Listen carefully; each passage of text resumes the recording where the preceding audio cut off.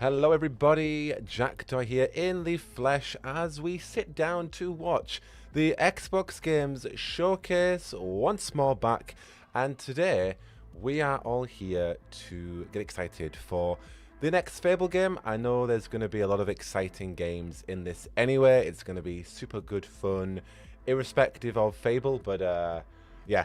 We've had news lately that Fable has been moved to February 2027. Haven't had a chance to actually talk about that in an updated video, but I talked about that in a very much recent one of the potential of that, and it has most certainly happened.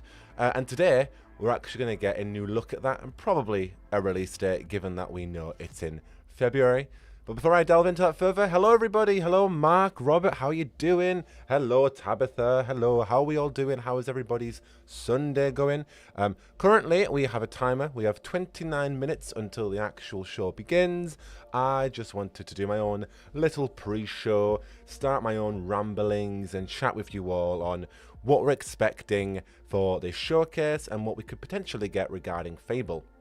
The reason for its delay for the uninitiated, it essentially comes down to Grand Theft Auto 6 release. A lot of games have been shook up by just the inevitability of Grand Theft Auto, the time it's going to take, the resources, also like the discourse is going to happen before that game comes out, after it comes out, and then a month after it's out, you have the online component coming out too. So that's November, 19th to then December of full Grand Theft Auto content, and I think Playground, the developers of Fable, were feeling the pressure to release it early, and I think with a project like this coming back after since 2016, almost 9 years, 10 years I think, maybe even more, 12 years, no it's 12 years I believe, the pressure for the the reboot of such a huge pivotal Xbox RPG, bearing in mind it is releasing on Sony and PS at the and PC at the same time, still the pressure's massive. So they want, and rightly so, they want the time for Fable to have its time, to have its full justice, and for people to be able to consume this without thinking about Grand Theft Auto. Because even Blood of Dawnwalker is coming out early September, right? And yeah, I mean, September early is fair enough for Grand Theft Auto, which is then 2 months away. But I think in that time period, lots and lots of games are coming out. Wolverine, Blood of Dawnwalker, chat, you can correct me with any other ones, but for Fable to also release itself on that time, they figured, you know what, delay it. And again, this is my own take, but it's based on speculation of the entire industry, and it's a fair presumption to make. So, yeah, it's been delayed, and rightly so, for February. I don't know many games coming out February next year. I know The Expanse and Exodus are spring, but February is still in the winter, so it's a good time. I know that what's that game that came out in an Xbox this year? Crimson Desert came out in February, I believe. It's a good time for, I think winter, still darker nights. February, still darker nights. It's the shortest month of the year anyway, but it's still, when you get into March, you then start to enter spring. But I think February's a good time. So hopefully we get a release date. But anyway, how are you all doing? Thank you, Tabitha. Lovely to see you in the chat as well. What are we all expecting? Hello, M. Fala, let me say that. MP Hala Enopiphysis. How are we all doing? What are we all expecting? What do we all want to see? And any other games that we want to see today? Xbox always does a good show, in my opinion. We got Dragon Age at the Xbox 2 years ago. Crazy, but its first reveal was at Xbox. BioWare have always had a healthy relationship with Xbox. I don't expect to see anything today from BioWare. But it's always been a good showcase, in my opinion, for my preference of games. So hopefully it's a good one today. Like Fallen Opus. Thank you, Fallen Opus. Mark says, too many games out at once. It's a wise choice to move it a month where less games are being released. Amen. Literally, it gets its time to fully shine. I also am dressed with the frills, as you can see, for Fable, giving a proper Bowerstone NPC energy. That is me. Hello Azura, hello Vaughn, how are we doing? Are we excited to see some Fable? So, what the devs have confirmed, or what Xbox have confirmed, is we'll receive a major new reveal during the showcase, with the Fable team having promised some big Fable reveals of their own. So naturally, we're watching this together and we're going to see what those quote-unquote big reveals entail. At this point, they said the game's coming out in February, so we'll probably get an actual release date.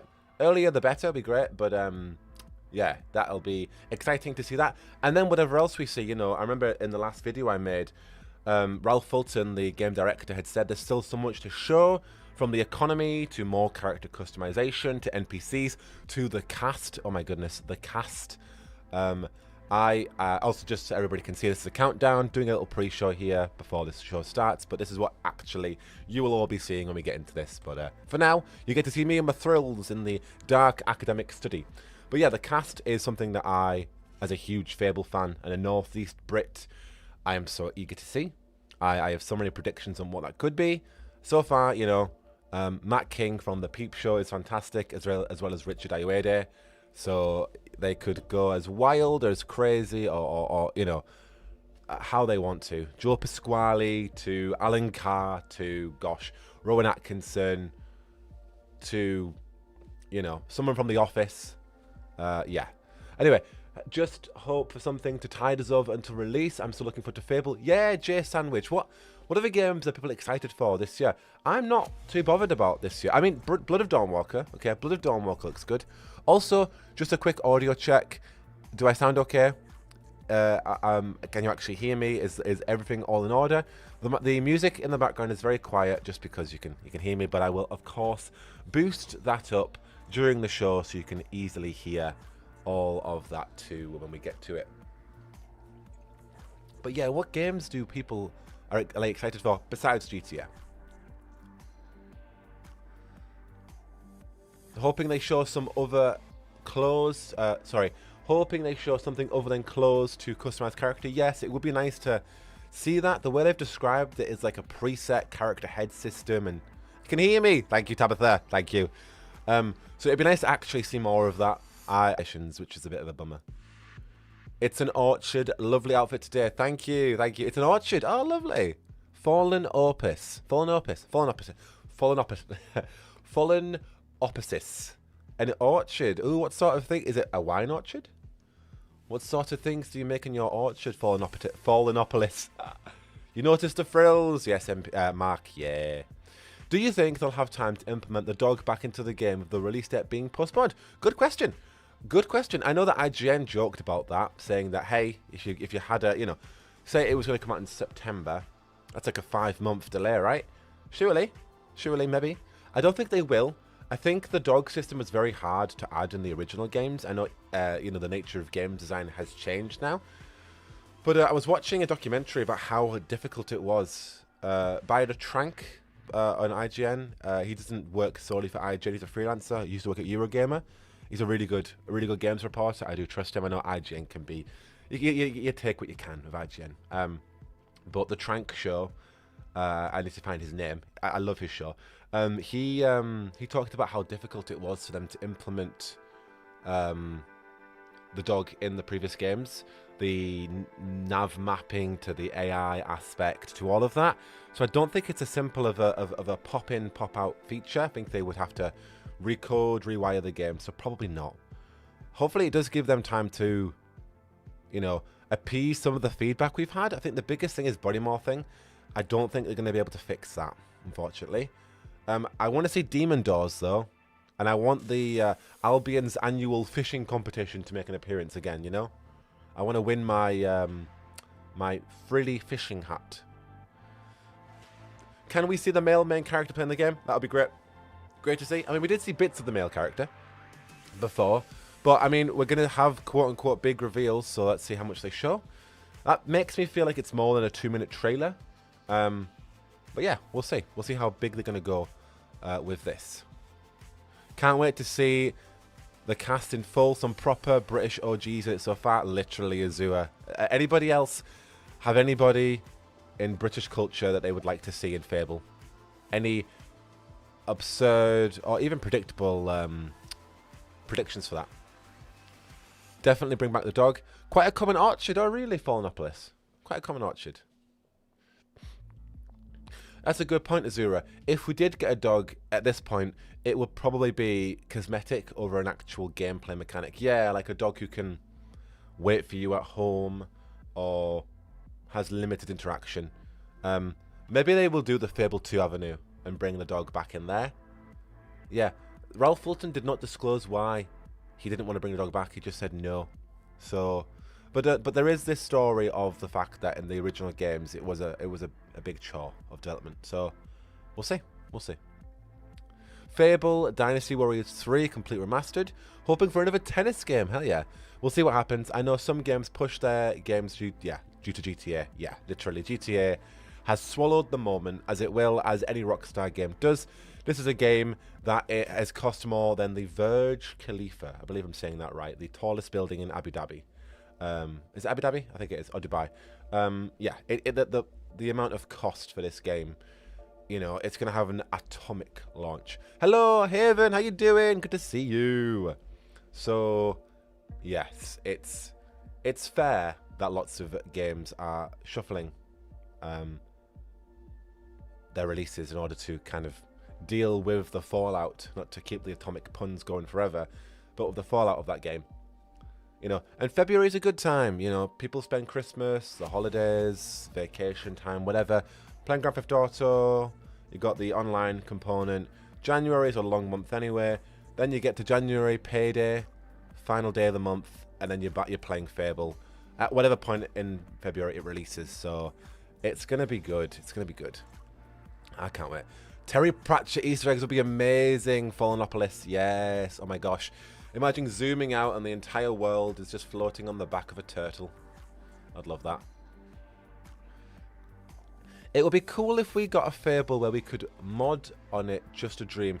Yeah, I mean, PC, you know, PC is a dream in that regard. But it would be, I think that is a good point, because Fable is a great game where you would want to be able to mod it, like Sims or like Fallout or Skyrim, where it's an added extension of it because of that sim life. Hello, Tiny Traveller. So sorry that you joined at the point where we're talking about the no dog conversation. I know. Honestly, they better bring the dog back in Fable 2. That's all I'm saying. Again, if we get to that point, we need to see what they're going to do with this one first. But it will be lovely. Sarah Green, I really hope we get an exact date. I need to book the week off work. Sarah Green, my own thinking as well. I reckon we will. They have confirmed, Xbox have confirmed it's going to be pushed to February. So they may as well now just give us that date. And I reckon we will. I don't see the point in them not at this point. Be a bit silly. Be a bit silly. Unless they want to save it for another exclusive Fable summer, fall, autumn event. Or the Game Awards. But no. Hello, Attitude. How you doing? Any latest updates on the next Mass Effect? Besides the fact that it's entering production, we don't have anything else. Besides the fact that the devs are very busy making it, which is good to hear. Although I have made a separate video on production equally being the trickiest part in BioWare's development because of the past 5 times of their production pipelines where they've stumbled or they've had difficult issues or engine fallout or studio clashes or an abundance of issues. So it's going to be the make or break, in my opinion, of this game. Hopefully they make it. But yeah, I am very cautiously, I don't want to say optimistic, realistic about it. About Mass Effect. I would like to see it. We'll see if we get to that point. But we won't be seeing that today, by the way. That's just yeah, if it's just entered production. I mean, maybe BioWare will. They did it with the Veil Guard. They released, you know, a teaser trailer for that game in 2018 when it was still in pre-production. So maybe BioWare feeling bold and they wanted to do that with Mass Effect, but I don't think it will be the right call. In my opinion, I reckon they should just stick to their N7-day teasers for now, because they're really good. They're building a nice conspiracy board for us to kind of spring ideas from. But I think regarding the public eye or regarding big announcements when it is just in production, it's best if they just keep it to themselves and continue to work on that game. I would like to see the protagonist's children, if any, from their marriages if they decide to marry. Yeah, I want to see. That would be lovely. That would be a good feature. A nice little nod to the previous games. But equally, I want to see our children grow up. You know, in the original Fables, your children only remained kids forever. So again, I know it's a huge feat to ask for, but if they're just adding the kids feature like they did in the previous games, fine. But if they're improving upon it, and in what way they could improve upon it, and in what way could those mechanics improve, lots of improve there. Pardon me. Then what is the next installment or upres of that mechanic of having a family and having kids? And what's the incentive besides having kids? And I mean, what is the incentive in the original Fable games to have kids besides having a family? They don't really give you anything, do you? You don't get... I don't think you do. Do you get perks? I forget. I wonder what the naughty gnomes will be for this one, if they have any. Yeah, that'll be great. I hope the naughty gnomes return. And then in Fable 3, the gnomes are replaced with something else. And I'm forgetting. The gargoyles. Sorry, there were gnomes in Fable 3, and we had gargoyles in Fable 2. Yeah. Oh my gosh. The Glaswegian gargoyles. Oh, they were great. Haha. Oh my goodness. So we have 13 minutes. So if anybody's got any questions or any chats on Fable or anything in that regard regarding this showcase or whatever, we have 13 minutes chat until we get this show on the go. And I'm excited. Again, I'm cautiously optimistic for Fable. Nothing we've seen has thrown me off. I just do think body morphing is a huge feature to be cut, because it's kind of integral to what Fable is. And I get it, they're reshaping it, they're recreating it for a new generation, so I'm going to give them the benefit of the doubt. But, you know, I do play Fable to have such a... I don't want to say the word unique, because the word unique isn't good enough, but such a distinct experience of I can have a barbaric landlord from hell who's got devil horns to a nice angelic archer. Hello, Nikki, how are you doing? Good to see you. Attitude, I did already answer the question about the next Mass Effect about 2 minutes ago. If you were interested in that, your question has indeed been answered. But yeah, so besides the body morphing, everything else looks good. Again, need to see more, want more on character customization, want to see that in full swing, want to see the cast, want an inclination of story. Ultimately, want to see what it looks like to play this game in 2026. Good, I'm great, thank you, Nikki. I'm very excited to see more Fable. You know, I don't mind the fact that it's been pushed to February next year.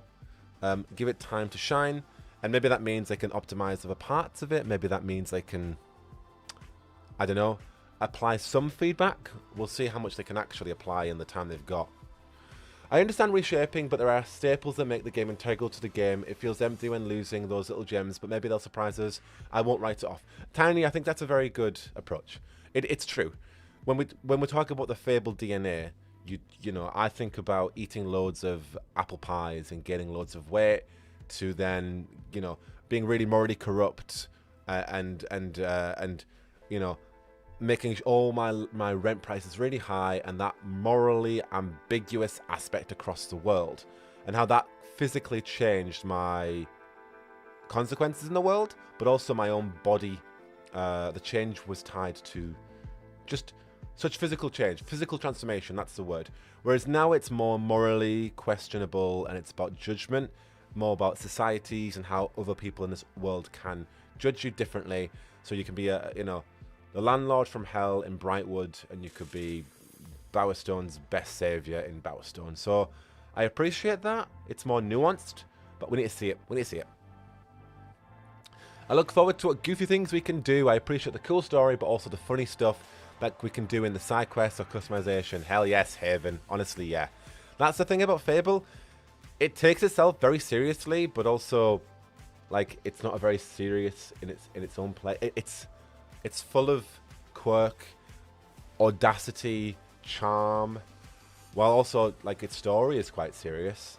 And I love that aspect of the world: whimsical, witty, silly, nonsensical, verbose, all of those adjectives. It's a great world. It really is. It's an exciting return after so long. Hoping they can stick the landing, though. I'm excited to see what they do with this Fable reboot. Von says, the first two lived rent-free on my Xbox Series X. I didn't care about the third one. Yeah, the third one's hit or miss. I agree. The first two, though, are swell. Are transformative experiences in my own youth. So, yeah. I'm a big fan. We have 10 minutes to go, chat. 10 minutes. Azura. I'm in the majority, but I wasn't mad on the body morph in the first place. Give me glowing tattoos, wings or horns, but don't make me 7 foot crimson shade when I want to be a princess.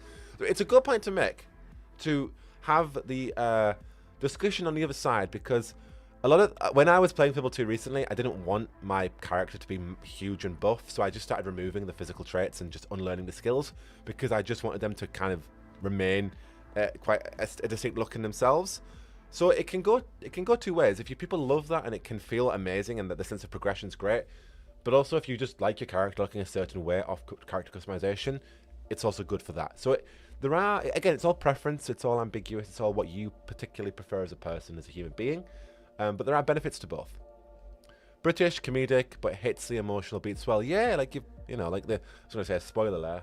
I mean, I know it's so long anyway, but there are some real emotional beats in Fable, especially the intros, especially the intro to Fable 2. My gosh. So I like the third one. I just think it removes a lot of the RPG aspects of the first two.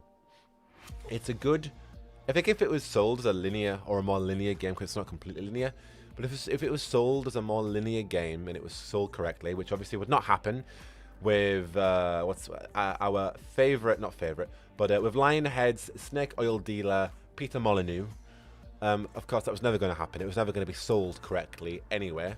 So I think it's a good... I think what's good about Playground's Fable is it is a reboot in the very sense of brand new team, brand new recreation, no attachment to Lionhead, good or bad, because of Peter Molyneux, because of his marketing tact, and how unfair he had made that for the development teams by saying, you know, you can plant an acorn and it will grow into a massive tree if you plant it in Oakvale, to quote him paraphrasing.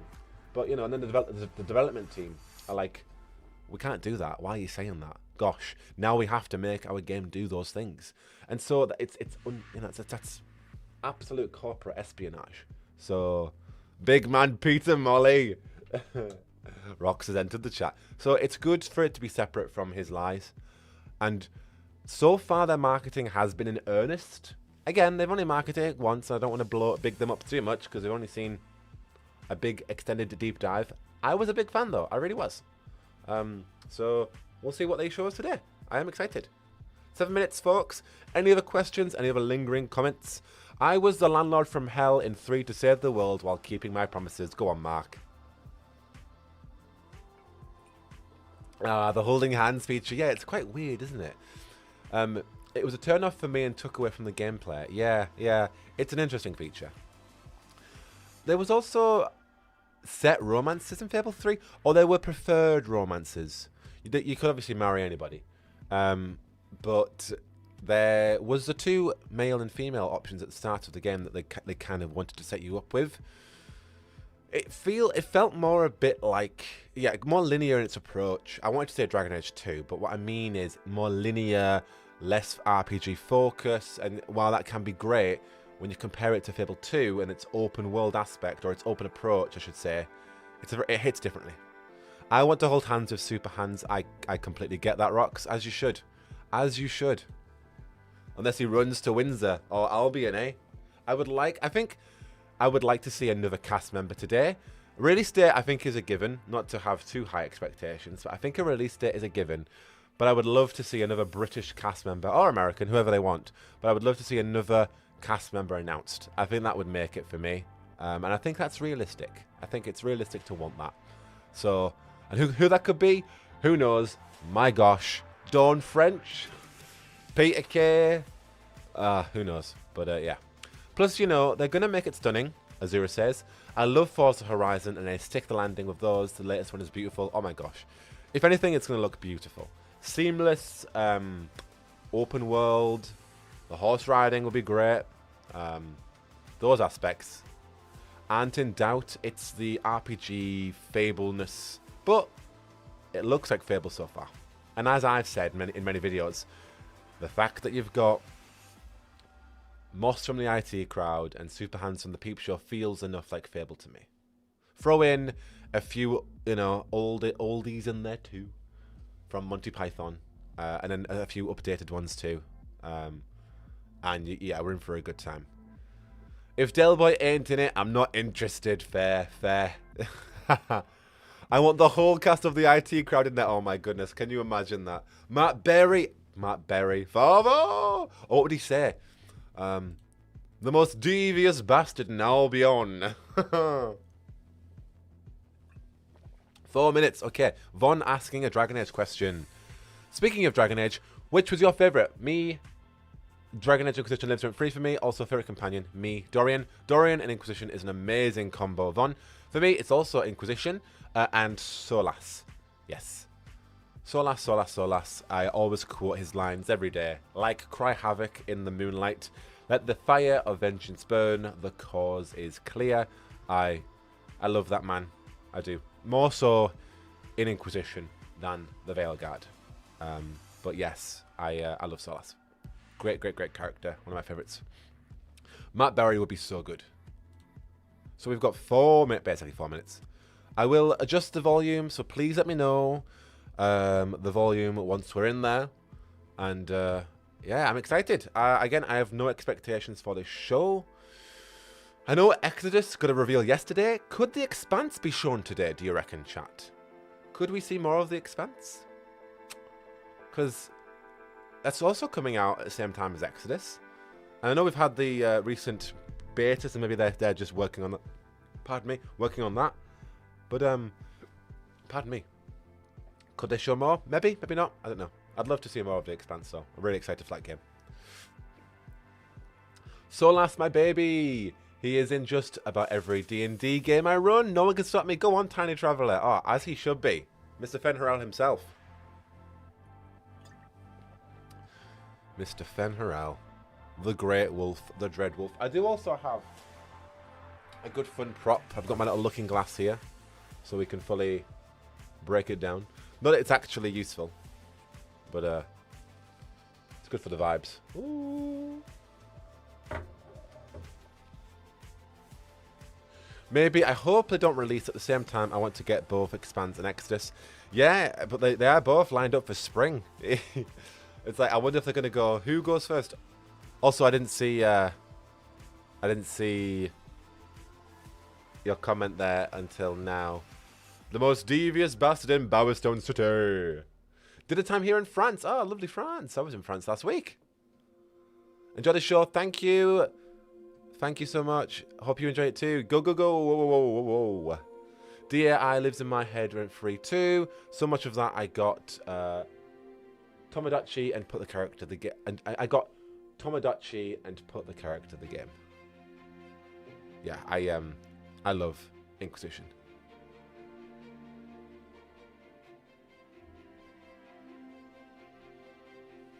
We have not too long left.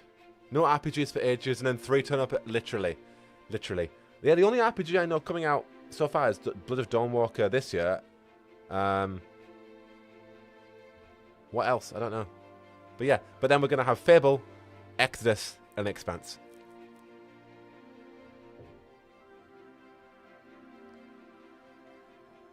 Roxanne, exactly what I said. Yeah.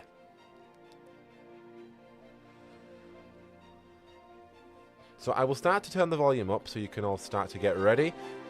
But yes, a minute and counting. Let me know how the volume is, if it's too loud, if it's too quiet. Ultimately, I want you guys to be able to hear this as palpably as possible. So, obviously it's music. We're going to have people talking, trailers.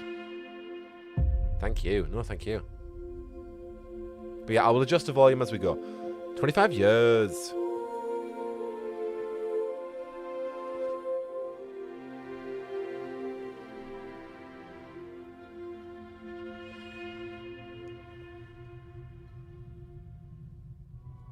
Yes, Eleanor.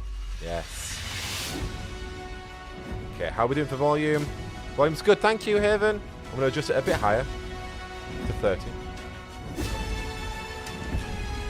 Here we go. What we're going to start with. New Xbox logo.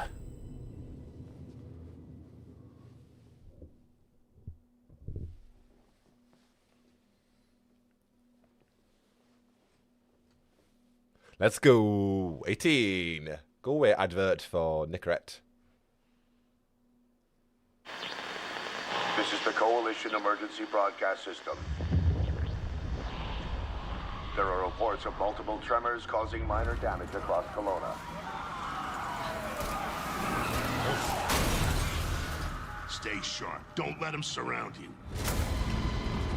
Is this wool? There should be more guns in the trunk. Here, I'll get strap these on. No? This isn't He is enough. Tink. We should still head to the police station. We're gonna have more firepower there. Right. Yeah. Yeah, It's he about is 2 Tink. blocks up ahead. Okay. Anybody a Gears fan? Shoot, move, watch for civilians. Gears of War. Go on, Heaven. Get inside now.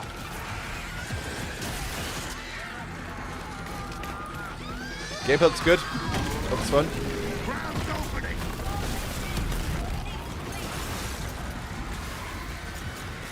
My boys. I miss them. Oh. Chad Phoenix.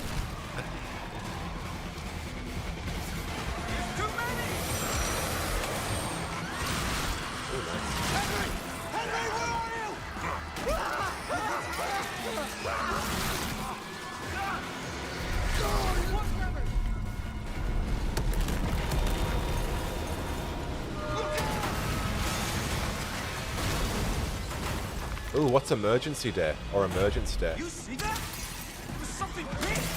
Like huge crab figures picking up through the street! Oh, Lucy. Hi, Lucy. Just the adrenaline. Good to see you. We need to keep moving through the underpass. People! Let's get moving. Let me see what I can do. Is this the start? Is this like a prequel? These things are all over me. More tremors. Any gears out there? Anyone that can hear this? I jump scare too easily for these games. When the locusts attack. Thank you, Mark.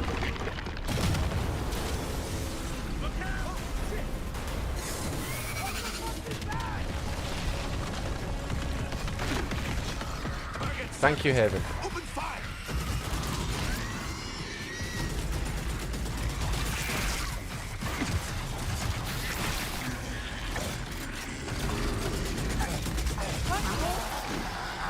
These are goddamn breach points!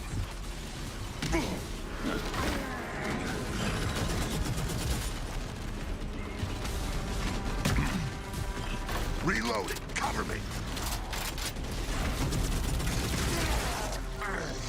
Gosh, these adverts. I apologize for the adverts.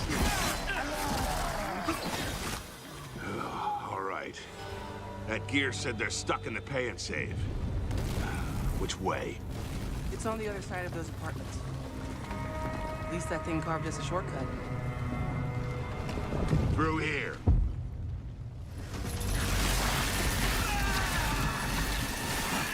Too slow. Bugger! Bugger. Nice. Nice shot. Ah, go on, Haven. So you're Where the hell excited, did you Haven? lot come from? Suffice to say, you are indeed Heard your excited. distress call. Well, you saved my ass. But we need to make ourselves scarce. These fuckers Hello, keep Kitty. pouring in every few minutes. The show has just started and we're looking at Gears of War, E-Day. More tremors, watch it! Horde mode goes hard. You guys here? Yeah. Who are you? Oh, Azura, that's such a good idea. Oh my gosh. Next time I will, thank you. We were into protecting some survivors nearby. I was about to get back when I got cornered in here. Locusts be like Darkspawn cousins because like similar. Haha. They do.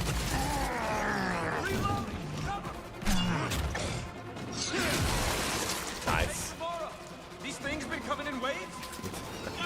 What's the problem till I ran out of ammo? I'm not just standing up. I got friends inside.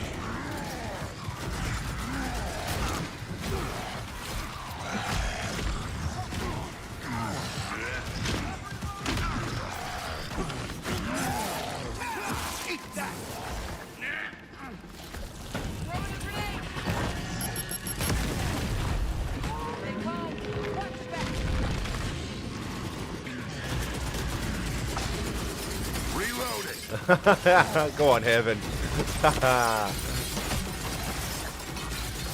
I wonder when it's going to come out then. Surely September.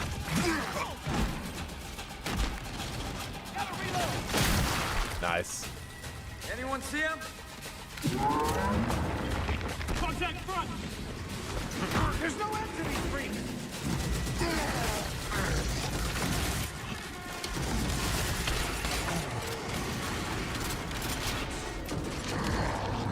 Pick 'em off! On your right, huh? I got it!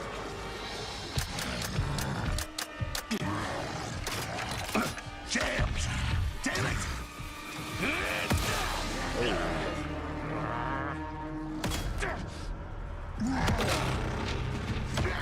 Uh-oh.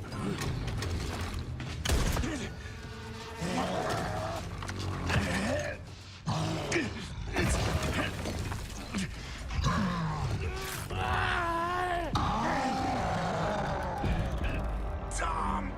I'm almost out.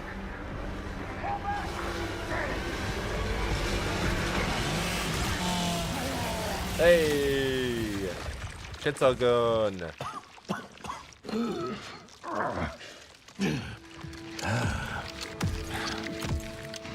Our roads converge again. Marcus Phoenix. Hey! So when's it coming? When's it coming out?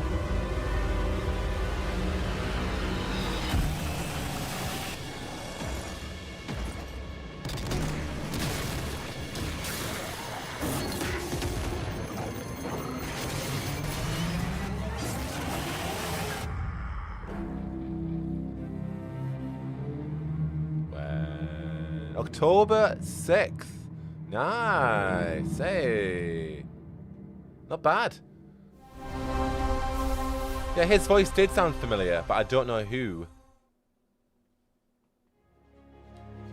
Welcome to the Xbox Game Showcase. For the past 25 years, Xbox has delivered some of the greatest games of all time. Games that changed what was possible, games that brought players together, and games that defined generations. Xbox was built on the spirit of Go on, creativity and Heaven. heart. Yeah. And as we kick off the show with Gears of War E-Day, it's only fitting that as we return to Xbox, we return to Gears. So today, we're announcing that Gears of War E-Day will be an Xbox console exclusive. Oh, wow. Okay. Interesting. Wow. The core of Xbox is great games, and that's what today is all about. We're going to show you more than 25 titles from creators around the world, followed by our Gears Direct. There we go. Enjoy the show. Whoop whoop. Let's go. What's first? Well, what's second? So off to a good start, eh?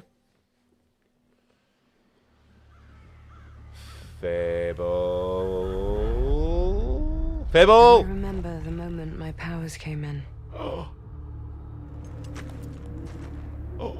Well, I was being crushed to death with seawater and mud and manure, whilst holding onto my sister's hand.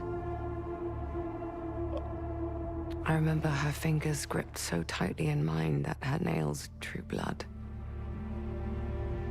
Until I lost her grip. But she stayed away. Gosh.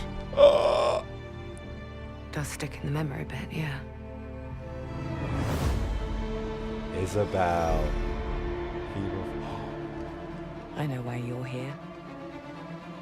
You want to talk about them. They're not real heroes. You ever seen a legend in the flesh? All that power, how do they use it? Mindless beasts. Fighting petty villains. None of that matters. Look what the guild shut out. A real hero knows how to wield power. They don't waste their time in trivialities. You're back. And Demon just Dogs! like a threat. More important things to worry about than vegetables. A hero knows how to live with their choices. Oi! What the fuck was that? Well, I was just... Just sent my brother into the infinite fucking abyss without even asking permission. Remorse? Remorse is for the guilty. Oh. Look, I will tell you what I told them. Albion is broken, and I'm going to mend it. Albion doesn't need heroes. It needs a hero. You're a monster. And that hero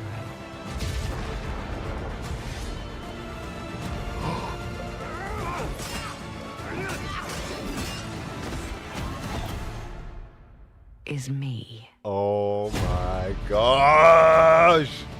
Oh my lord, oh my lord, oh my lord!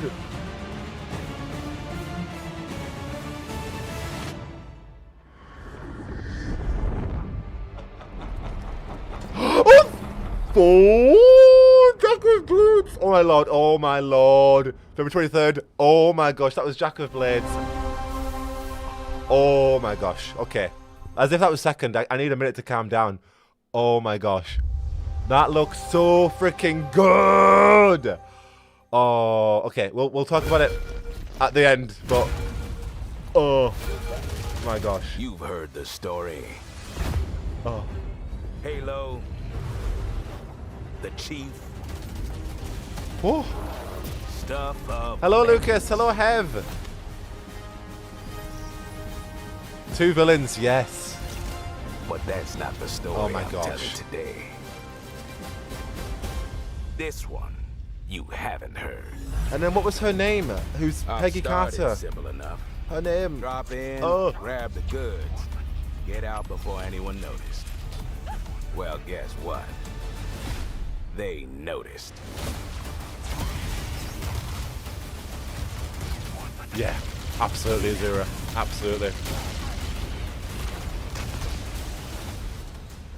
Oh my gosh. Now you ready to get to it? You serve long enough, you learn to read a battlefield. This place, more of a freak show. And trust me, I know freaky. Have you enjoyed your stay so far, Demon? Sorry to interrupt, but we're on the clock.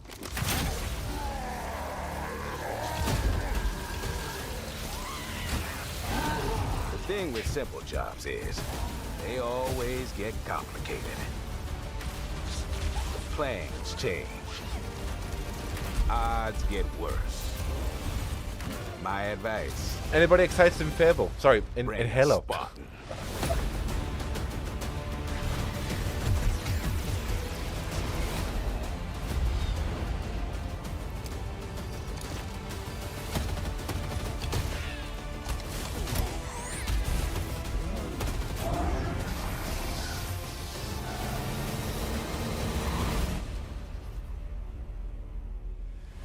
Chief, you ever get tired of being the strong, almost silent type? No. Campaign Evolve, July 20th. Pretty soon. Pretty soon. Anybody excited in that?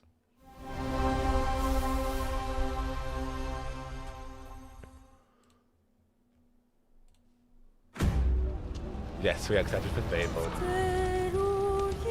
Gosh. There's something on this island. It's like it calls to me. You and my father found that island thanks to me. There's more to this than you understand. More than you can handle. I've proven myself. Have you? Have you really? A sword keeps you alive. A dagger wins the fight.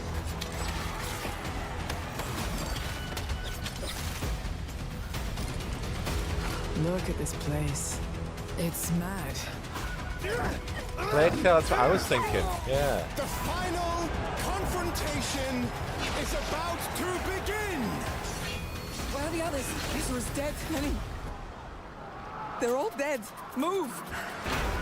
Halo, yeah, I was thinking that Azura. Well, you couldn't have said, hey, Lenny. You know Do you reckon it could be Gridfall, Lucas? Well, maybe they're true. Sit in. Is it Greedfall?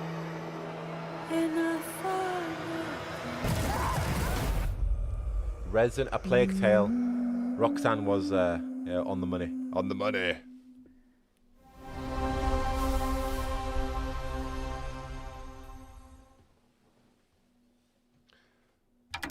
You ever heard of the Midnight Channel?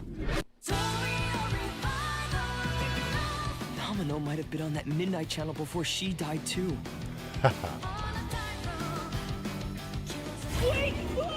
Anybody like Plague Tale? Now, where are we? Lucas does. Feels like we're someplace totally different. Watch out! Now then, whatever's going on here, we're getting to the bottom of it. To wield a persona is to wield direct control of one's heart. And the heart is strengthened through bonds. Doesn't it sound cool? Someone had to see that. I'm glad it was you. Was that supposed to be him? Good times never seem to last long, do they? I hate you, sneaky, stupid bully jerk! I can't wait! So, shall we? Really? Persona type. Come on, don't call me that. All shadows were originally born from humans. I saw the demo of the first Plague Tale. It was really good. I want to play them. Senpai got killed by her other self. No! It looked really good. Here! Don't look at me! Does that mean you're just Roxanne. gonna stuff me back in your head and pretend I'm not real? Yeah, is Persona worth playing for fellow RPG romance lovers?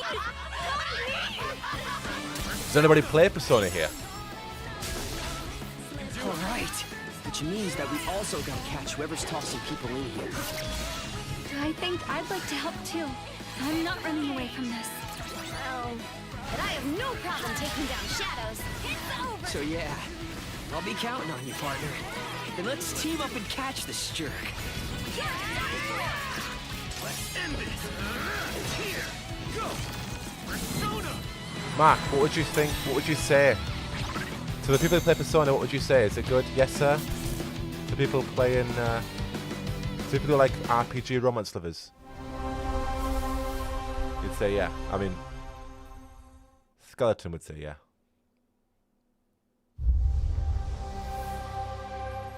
Ah, fair, Kitty. Also, hi, Kitty! Didn't get to say hi to you before. Oh, what's this? For Caroline.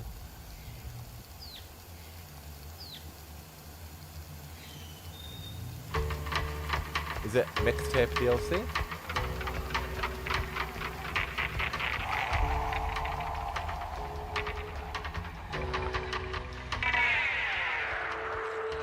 Zombies. Thingy Dead for Daylight, whatever it's called.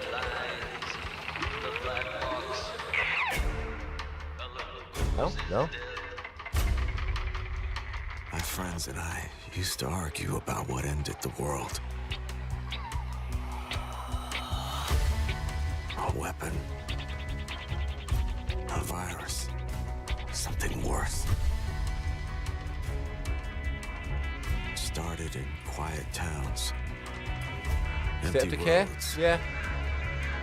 Places. Hey, what have you got, Lucas?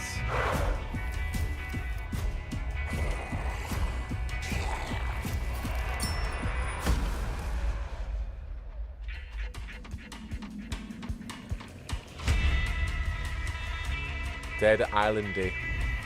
Dead Islandy, State of Decay. Guys, I found a nest. These survivors found each other. Built walls. Decay. Pushed back against the night. Was become more dangerous than ever.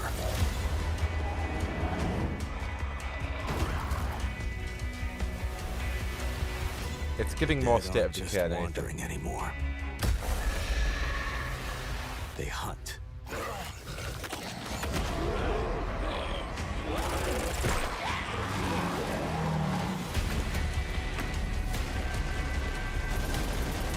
In the end, it doesn't matter what you believe.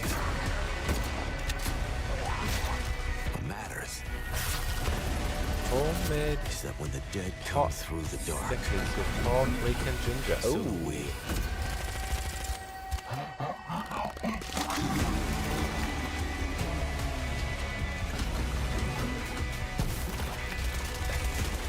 Roxanne.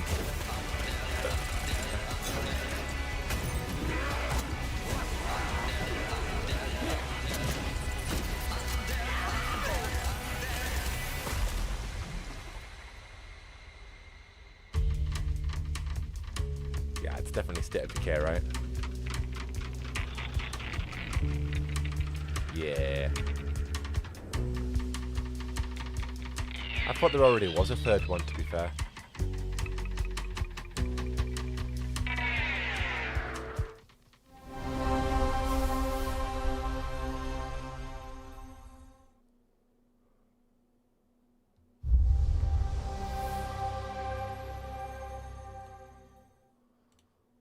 On the Sea of Thieves, there have been plenty of grand Anybody play adventures. Sea of Thieves? But what if you could make your own Sea of Thieves experience?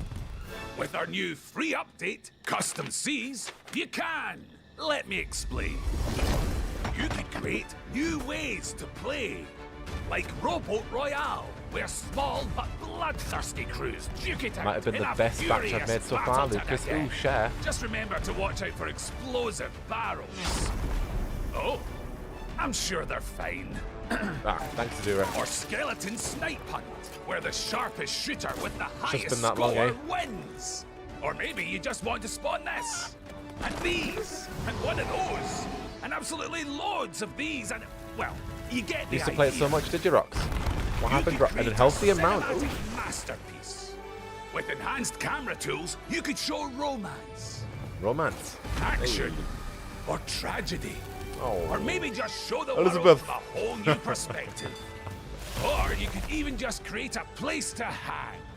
Literally, if you want. Or you could come together for a party. Or maybe you want somewhere you can just kick back and relax. Whatever your piratical pursuits may be, we're giving you your own keys to the seas. There's a whole new world A of sweaty possibilities pirate ready legend. What to was your name, explore. Rox? So dive What was in your and sweaty unleash pirate your name? creativity. The tools are now in your hands. Hey, What you do with them romance is that up guy to you. wanted to get boned. Go on, Lucas. Just try not to wreck the place. Oh, that's not fun, Heaven, if there are griefers.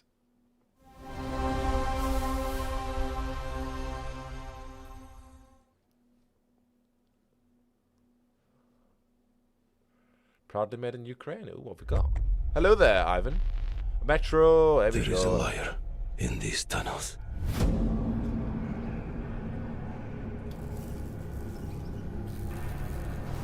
They call him Führer. Amazing ship note. But that is not your name. Your name is Hunter.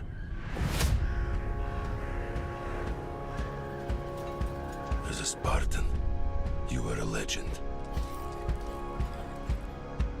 You stood for something. But where are the Spartans now? To protect the metro from you. You promised a brighter future for our people. Go on, Rox. Entertain Norai us. spreads tyranny in your name.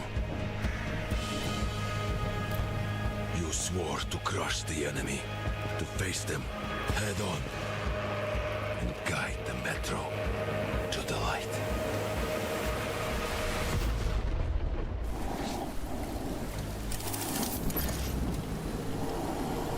But darkness consumes you. Spreads. Sleep dog. Like a plague. Eats you from within. Every step and every move drowns you deeper in lies.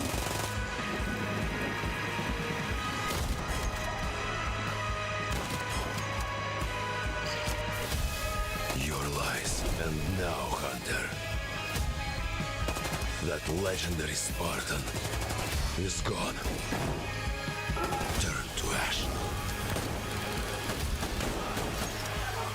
I won't stop until the Führer To Hull and back. burns with him.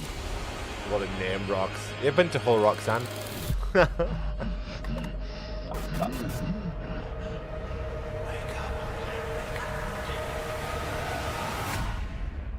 Metro. Anybody excited for that? Ooh, also February with Fable. World premiere. Ooh, world premiere. Ooh.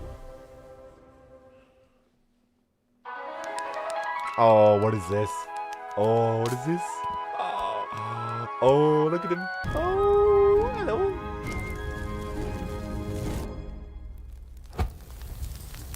Mary, hello. What a fantastic Sunday indeed. Look at the little dude. Look at him. Oh. How you doing, Mary? I'm glad you like him too, Lucas. Chirp. Oh. Oh, he's lonely. Oh no. Oh no. Oh, I need to play this. Oh my gosh. Yeah. Use that firework.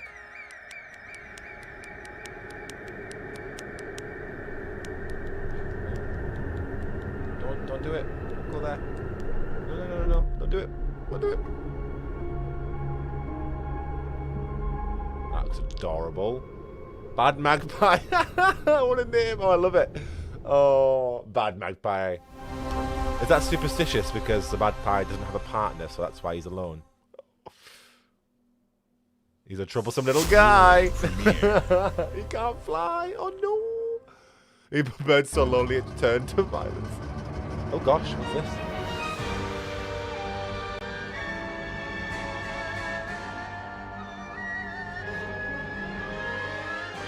Countless wars have been waged throughout history in pursuit of the elixir of immortality. For sorrow, exactly. A champion rises, destined to quell the chaos of this senseless cycle.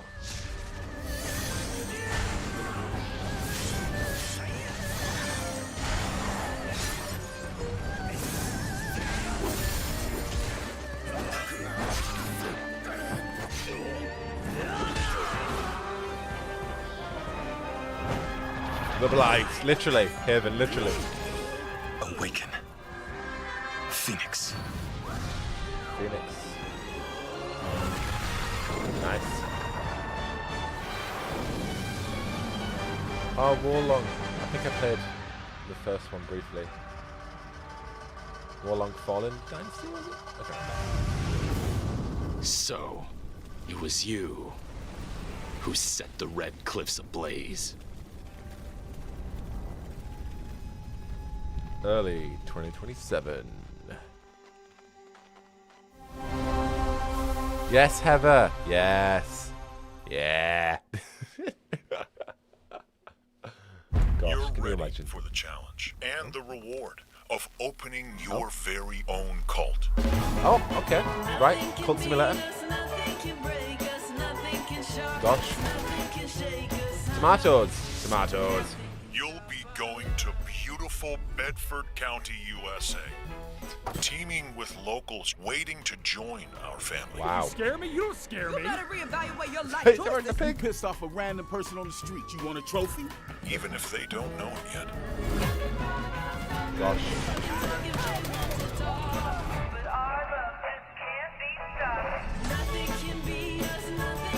Build a cult, and I will shield you from the apocalypse. Join us. Roxanne. The Cult of Dragon Age 5. Ah, Mary Dave. My gosh, thank you for Super Chat. Tell us there will be some surprise cameos of you in one of these games. Can you imagine? I mean, that would be the dream. Bean Fund donation. Thank you, Meredith, for the Bean Fund donation. It is much appreciated. Thank you. Bean Cult. Yes, Bean Cult. All the baked beans. We'll eat them raw. What is this?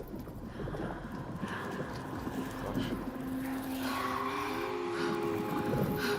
You buried your wounds. Oh! Hellblade.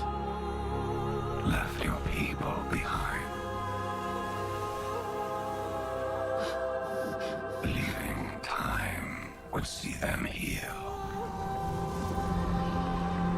But what is left in the dark sickens.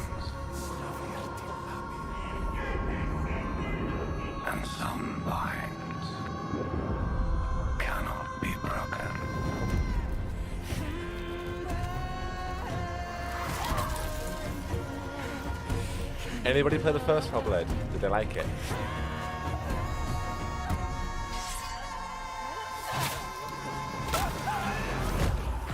I remember seeing the sequel trailer like ages ago.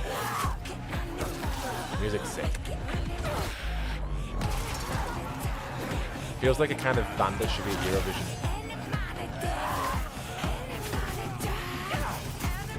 Voice, yeah. Oh yeah, super good with headphones. You know, I mean, hell yeah. I don't think so. Hellblade is amazing, Lucas says. Got freaked out watching a friend play it. Gosh.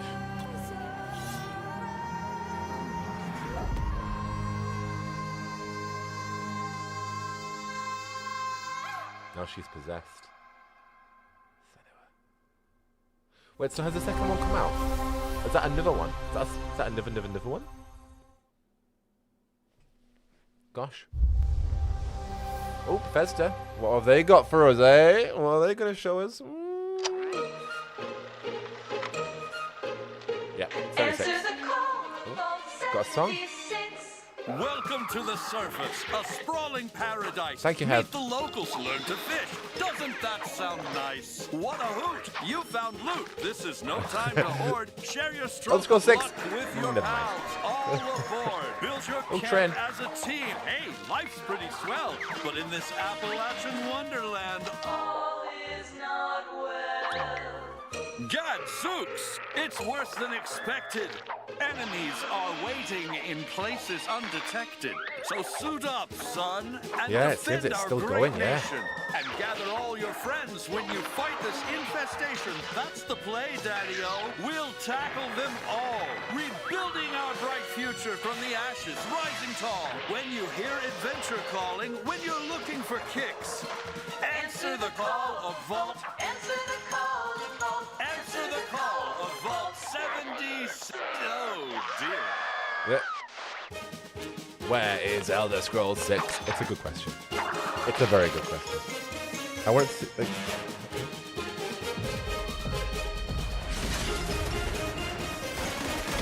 anybody play Fallout 76? There's several lack of banjos for the use of Appalachian. Appalachian? Is that how you say it? Is that all Bethesda have? Probably. Probably. Oh no, they're back. They're back. There we go. What have they got for us now?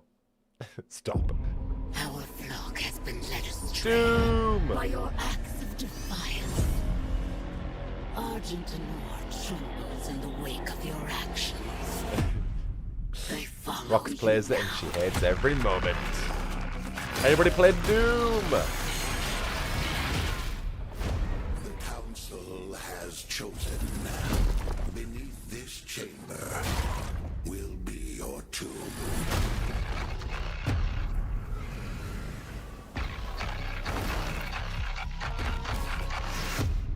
This place is your pain-given shape. Yeah, it's true, Lucas. Just in case you forgot. Just in case. Only a cleansed soul may leave. I am not your enemy. I am your way out. Elder Scrolls Online. Doom. Is this a new game or a DLC?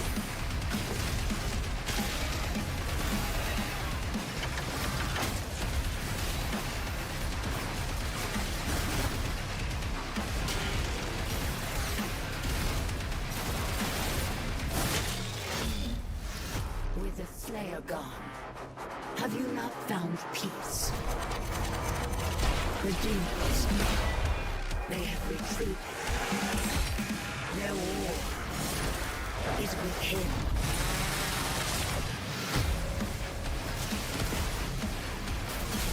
I mean, it looks so fun, honestly.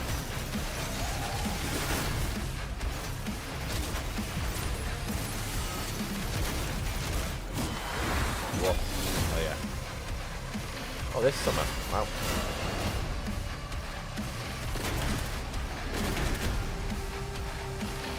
Slayer is alive, and we're going to find him.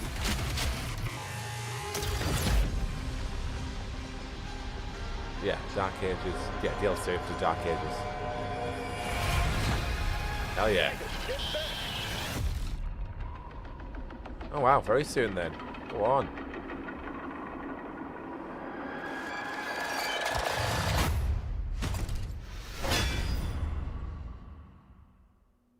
Go on then, hell yeah. Next month. I hope Peppa Pig World Bacon Chronicles gets a trailer soon. Oh, San Francisco?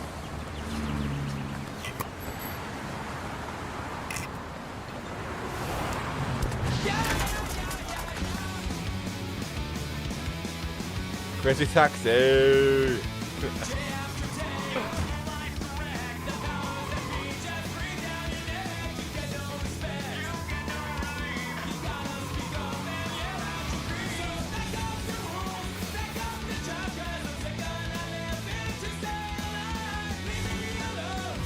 Heck yeah.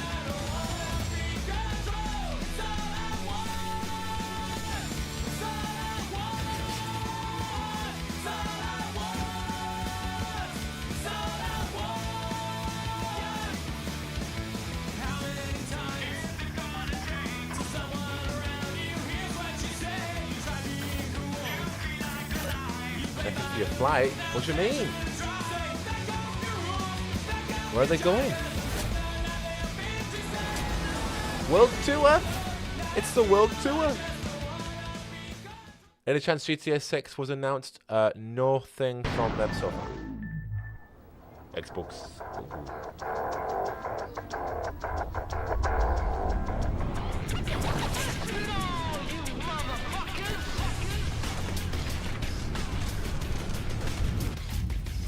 Where are they going on their world tour is the question. Oh, a new Xbox console. 25 years of Xbox. Oh, I like it. Look at the components.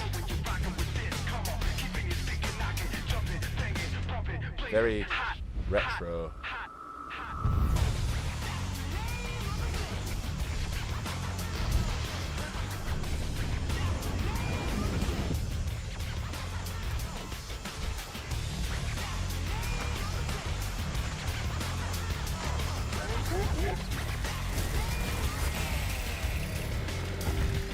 Years. Gosh. Lovely. It's green. I never saw that coming. I know. Who would have expected? In the frozen north, we know only Age Empires. Raiders of the North. We know the thunderous crash. Are we talking about Vikings or are we talking about north of Norway? Of cold steel. The roar of fires that consume our enemies. And that the moment of peace is only temporary.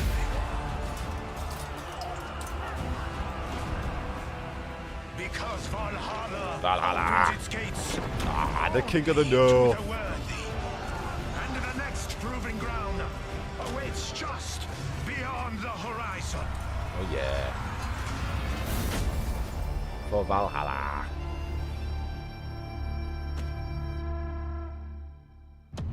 Nice.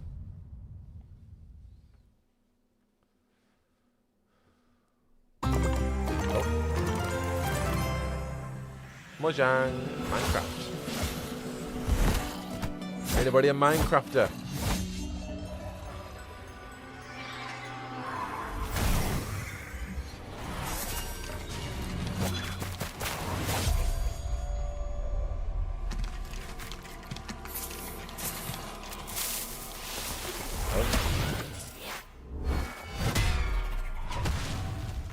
King of the Nodes, that's right, man.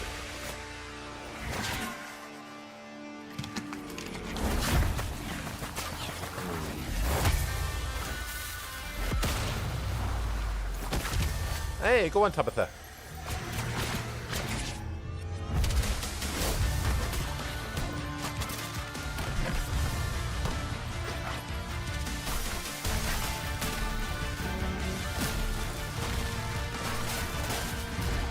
Where is Jack Black? That's a good question. Where is he? He's playing the music, Rox. What's that song in School of Rock? And it goes, ooh.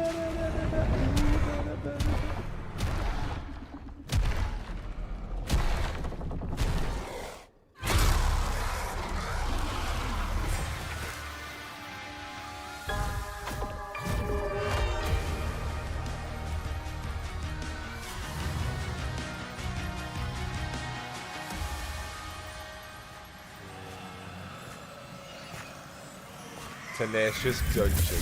Rock got no, there we go. Rock got no reason. Rock got no rhyme. He better get to school on time. Jack Black is tagging of Matt Berry. Oh gosh. Oh gosh. Iconic duo. Just in case you forgot, you can play it with Day 1 Game Pass.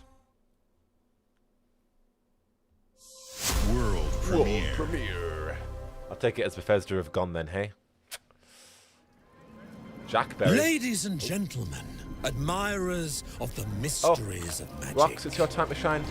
Take your seats before the lights go down and the curtain rises, for our next act is about to begin. Is it a clockwork? Are you sitting comfortably? Badoop. Are you prepared to witness feats both mystifying and illuminating? Yes. Watch closely then, and let the shadows tell their story. Behold, the famous Jacob Menturo, stage magician extraordinaire. So brilliant were his tricks, it cast 5 long shadows behind him. Oh. They called themselves Masters. Through a deal with the devil, the Masters sought yet more power. Their deal demanded a sacrifice. Oh. And in the darkness, they chose Jacob. Jacob was trapped in eternal torment, but the devil had other plans. He pulled Jacob from his infernal nightmare and offered a new deal. Face their legions, their tricks, escape if he can. Hey, Jacob. Hey, little one. I was thinking the Twilight joke, but I won't. Oops. Oh, Lucas, that'd be great. That's your cue. Run. Oh.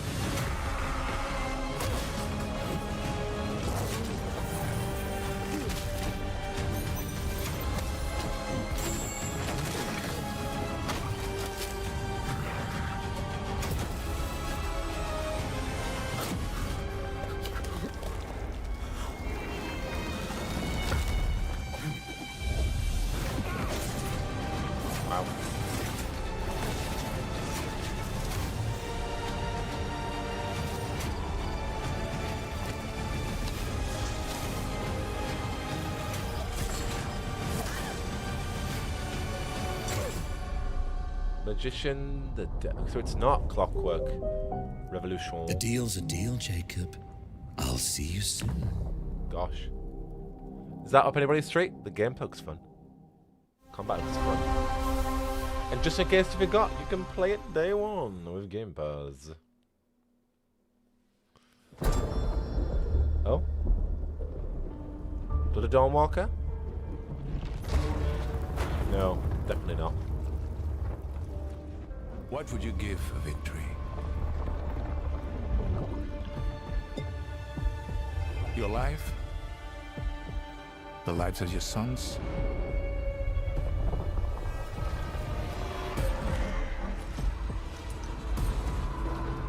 The line between victory and defeat is thin. Gosh.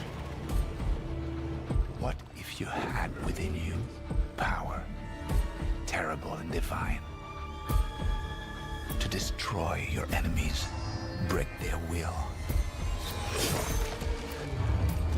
Would you have the strength, the resolve to wield it?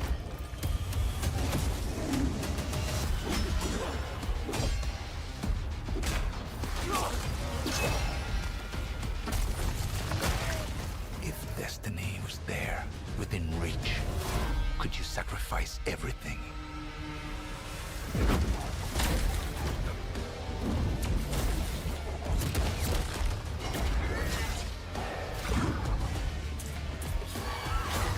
For your country. For your empire.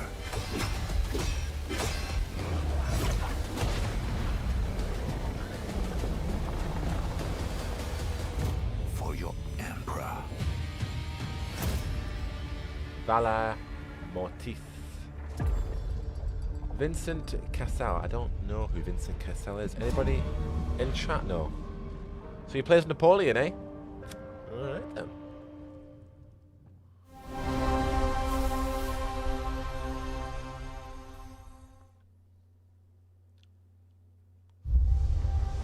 Hey! Oh, they're back! Oh gosh.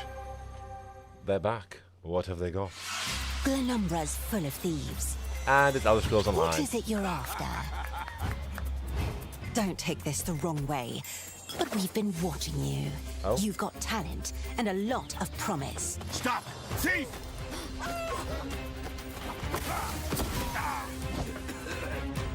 Are you ready to talk about planning a real heist, partner? Welcome to our Thieves Guild. Hey, it's back. Our members will show you the ropes. This job is going to need every trick in the book. I heard that caravan should arrive tomorrow.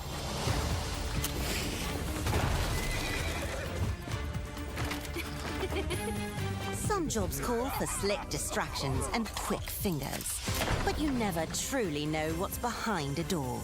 Or if that's not quite Anybody your play style, Elder Scrolls Online? step I out used the to shadows and take about a direct 4 years approach. ago.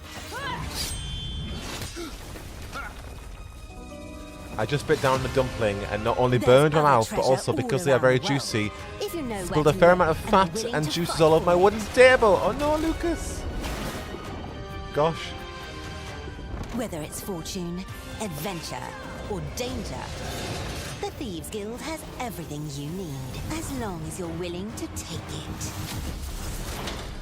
Don't mind if I do. Hey, Hands Shagora. off the cheese. I got here first. A bit of Shagora. There he is. Oh. In Skyrim? What's he doing in Skyrim? What, so was that just... Okay, it's the Return of the Thieves Guild deal pass thing.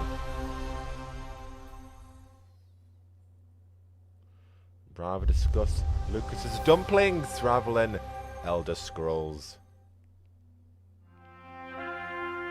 Celebrating the beauty of the United States. Featuring national parks and national monuments.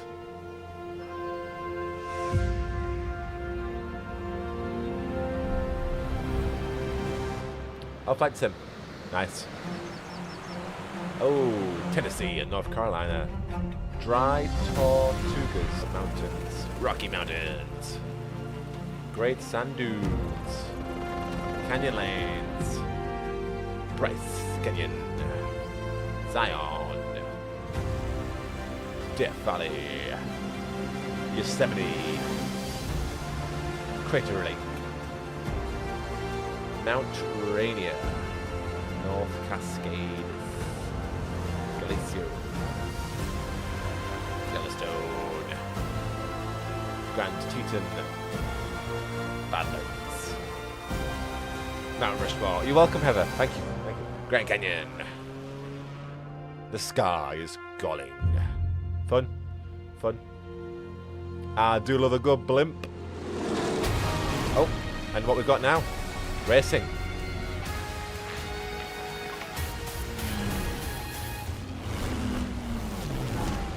Oh, National Championship air races. Fun.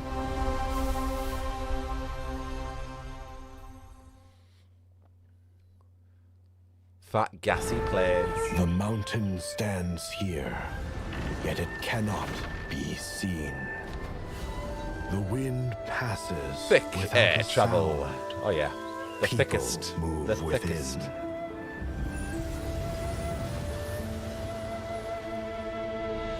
The Moists move in secrecy, renowned for their mastery of mechanisms.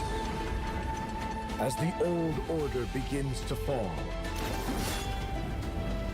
no one can remain untouched. When all is obscured, the battle has only just begun.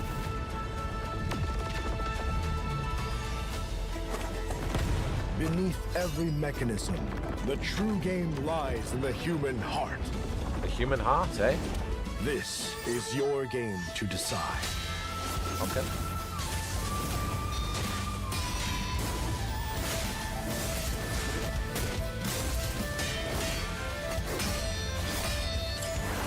Michael Jackson SpongeBob in this game, how? Gosh. That was horrible. I apologise for that. I couldn't do a SpongeBob impression. Could try Squidward though. Excuse me, the F is that sentence. Literally, Lucas. Castlevania. Dracula's castle is just ahead. I have come here to destroy you, just like my father, mother, and their allies before me. Is that Dracula? Like Dracula. Oh wow, rocks. No one believed me when I said the newest Belmont would be a girl. Have they ever actually managed to kill Dracula in these games? Or does he just keep on coming back? God has given you another chance, Rose. You must Rose. use it wisely. I love the name Rose. Control your curse and strengthen yourself.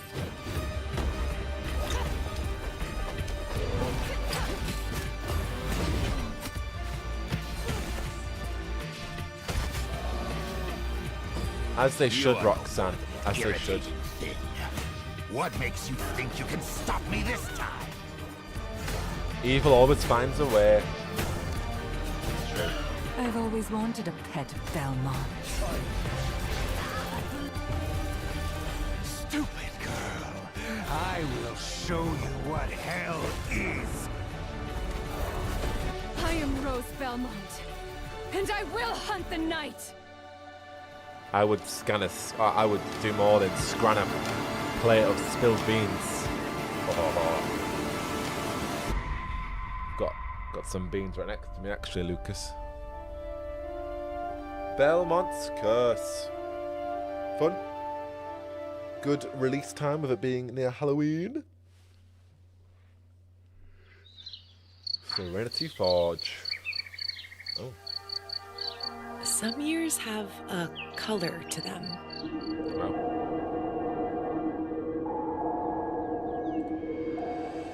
A haze that seems to fill the whole world.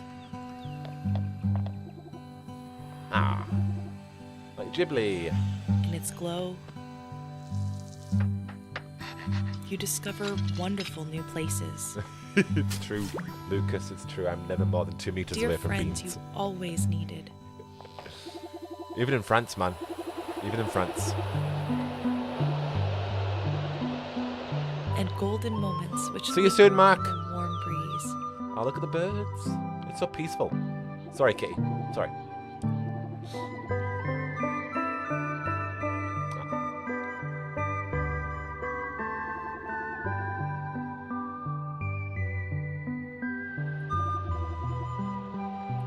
As you live your days Oh my gosh. as dreams. Oh.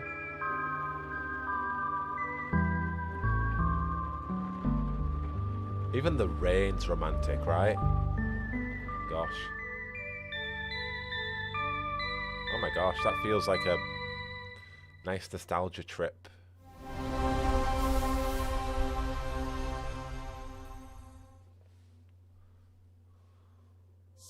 The whimsy. Premiere. Oh, world premiere.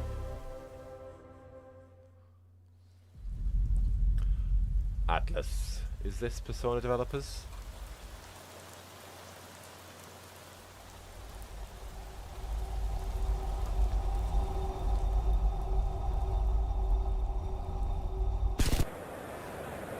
It's true, Lucas. It's true.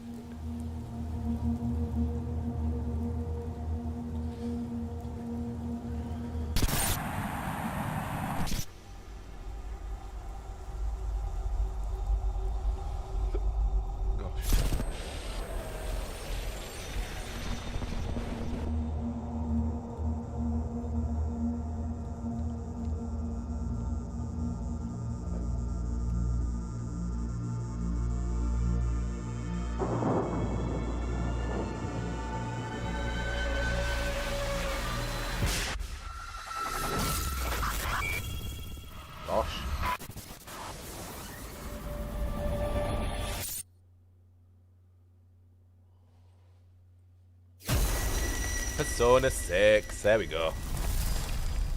If anybody's a Persona fan, I'm sure that will excite lots and lots of people. A very particular niche group of people. World premiere. World premiere. Where's Elder Scrolls 6? Actor. Oh, COD.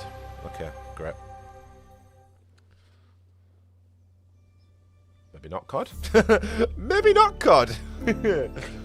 Gosh.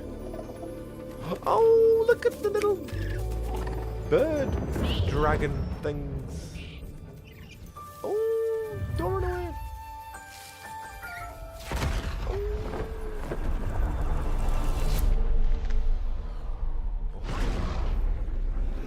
Oh no. Oh.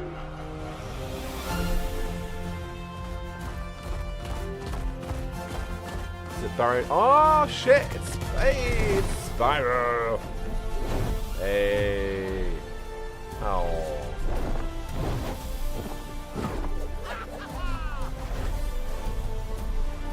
My boy.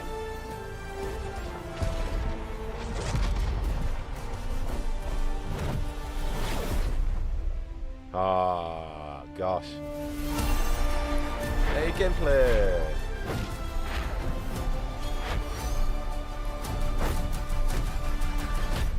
Our dragon.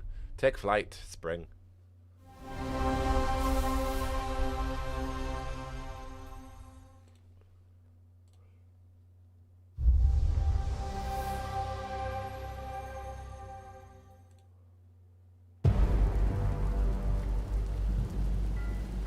Is this Clockwork Revolution?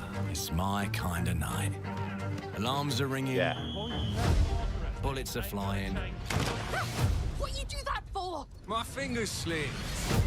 And every copper in the tangle is on my tail. Hooligans, come to order. Piss off! Let me introduce you to some of my esteemed colleagues. Even my schemes, that's schemes. Me, I prefer to make it up as I go.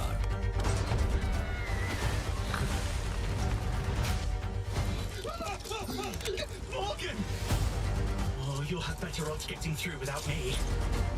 Everyone knows you're easy pickings for someone with any sand. Then give my regards to the Sandman. Oh. Cheap rubbish. A corpse in hand is worth two in the grave, as they say. Look at the bloody airships. We're not here for you. Look at the bloody airships. I'm Anne fucking Darrow! We love the humour. Time to lay our hands to mischief. We've been preparing to rob Griswick's vault for months now. So put in the heist tonight, yeah? Morgan, get to that crane to lower the ship. Greetings. I am the Miracle Industries auto-loading crane. If you have the authority, I am at your service. What happens if I fired a few holes in you? The lift is now unlocked. Heist, yes.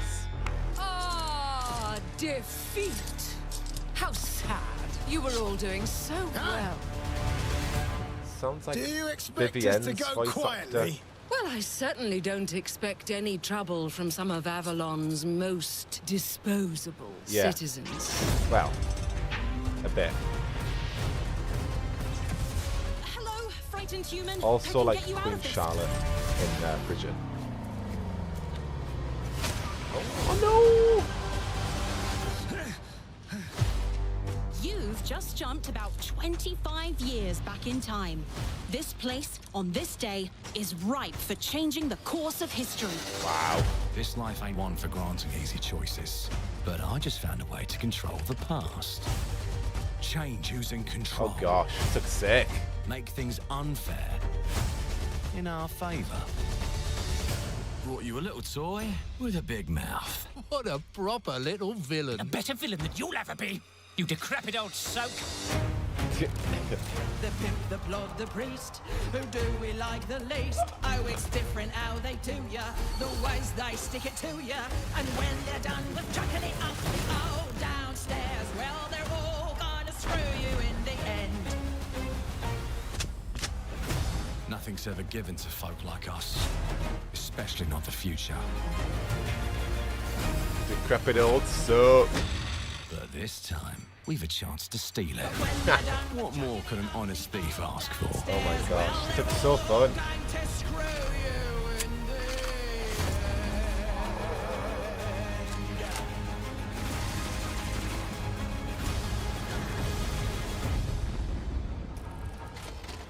Hell yeah. When's it coming? When's it coming out? When's it coming out? In... Oh, hey, next year. Oh, wow. Mustache. How good? How good does that look? Looks so fun. Love the British humour, but even though it's giving me Bioshock Infinite vibes of the atmosphere. Clockwork Revolution is an original experience full of intriguing characters and incredible world building. It does have, you're right, you're it's right. An Xbox console exclusive Booty. coming in 2027. Thank you so much for joining us today. This is a milestone year for us Was that as it? we Cool. celebrate 25 I know the years Gears of War with thing's you, next, but we're and going to watch the Fable excited stuff about our instead. lineup So if anybody of wants to watch iconic that, games. they can. Record-breaking But we're Forza gonna try and Horizon Fable. 6, the return of Master Chief, rebuilt from You're the only ground allowed to up, play the game if you've got a extraordinary mustache world or of Game Fable, Pass. full of choice and consequences. Elliot Incredible games from Well. our partners at Sega, 4A Games, Booty. Koei Tecmo, and more. And players can look forward to 2 upcoming exclusives, Okay. Gears of War E-Day in 2026 and Clockwork Revolution in Has 2027. he got anything else for us? In a moment, we'll dive into Gears of War E-Day. But before we do, one franchise that has been with us from the beginning is Call of Duty. Now, it's okay. bigger than ever, with a new Modern Warfare later this year and a movie on the way. Yay. Last month, the teams at Infinity Ward and Activision gave us a glimpse of the story and gameplay. Today, they are Yay. back with a first look at DMZ, reimagined in a way that only Call of Duty can deliver. Oh my gosh, I cannot wait.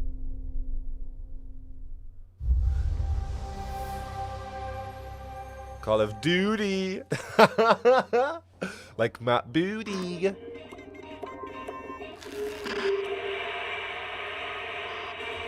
A COD movie. They're gonna go fishing.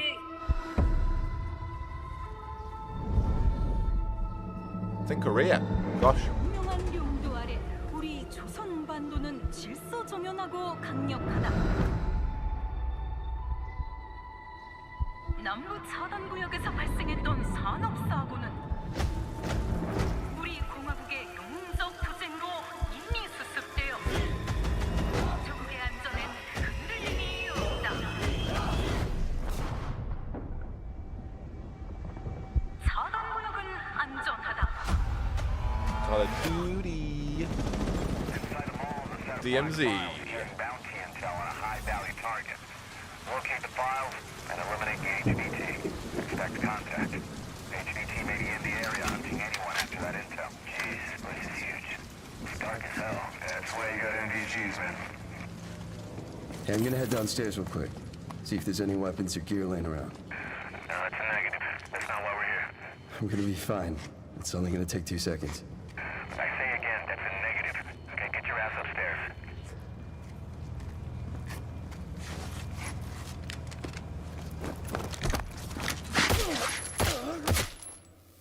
Damn, he's down. Let's go help him. Hell no. That's on him. I told him to get his ass up here. Copy. Where are we at on the intel? Got it.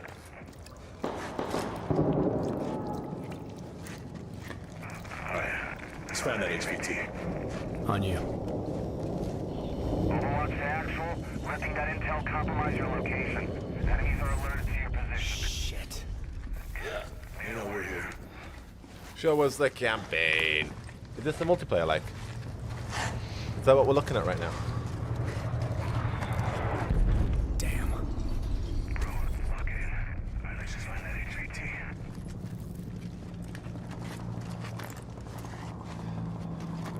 Hey, hold up. What's up?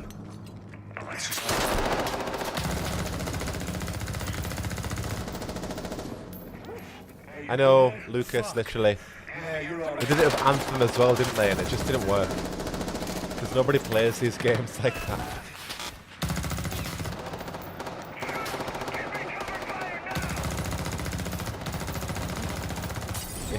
Yeah, it's true, Lucas.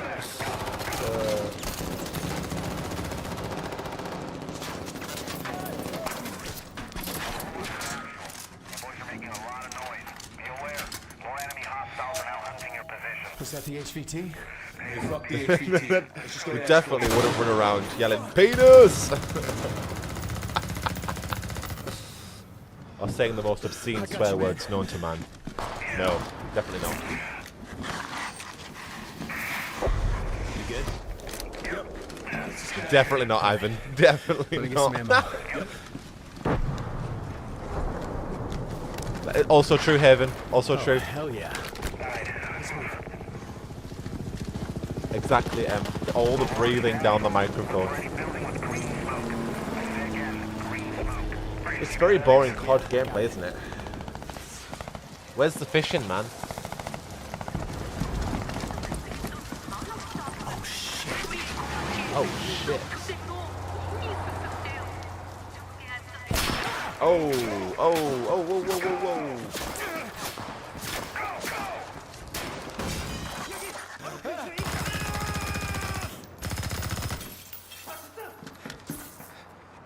Didn't he get shot by a sniper though? Wouldn't that like maybe patched up?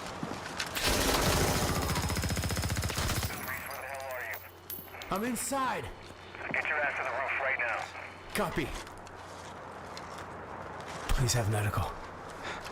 Oh, okay, there we go. Oh, thank you.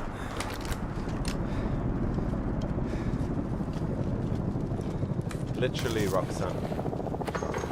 Morally decrepit downstairs. Ivan, thank you for being a member, Ivan. Much appreciated.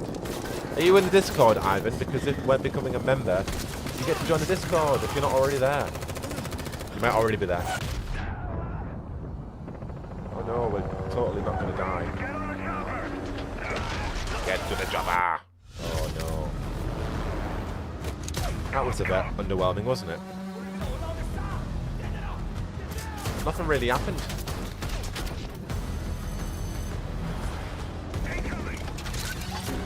No, Emmanuel, there is Fable content. I would never troll by playing COD.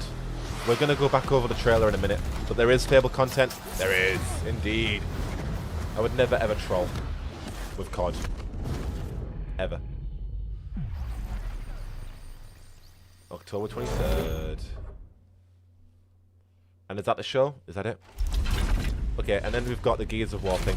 So I'm not going to watch this because I want to talk about Fable.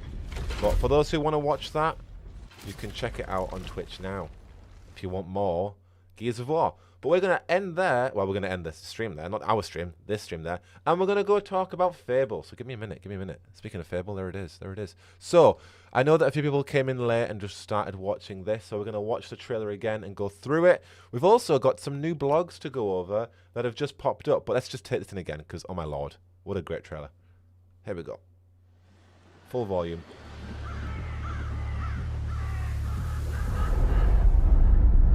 Do I remember the moment my powers came in? Well, I was being crushed to death with seawater and mud and manure, whilst holding onto my sister's hand. I remember her fingers gripped so tightly in mine that her nails drew blood. Until I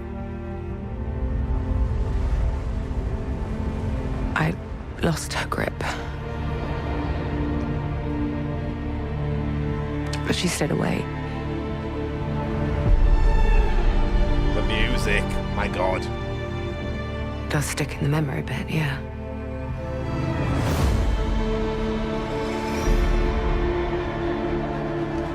I know why you're here. You want to talk about them. They're not real heroes. You ever seen a legend in the flesh? All that power, how do they use it?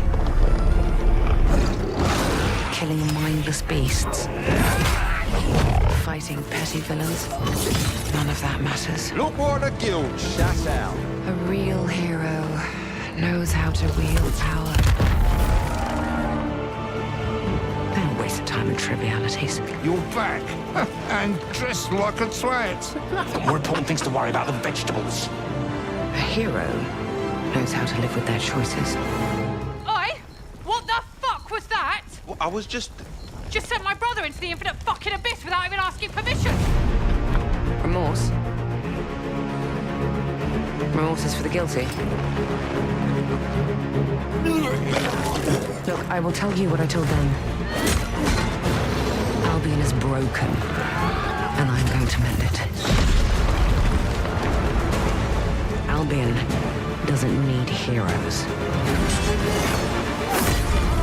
It needs a hero. You're a monster.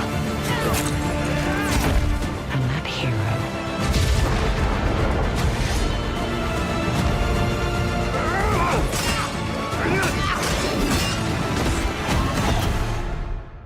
is me.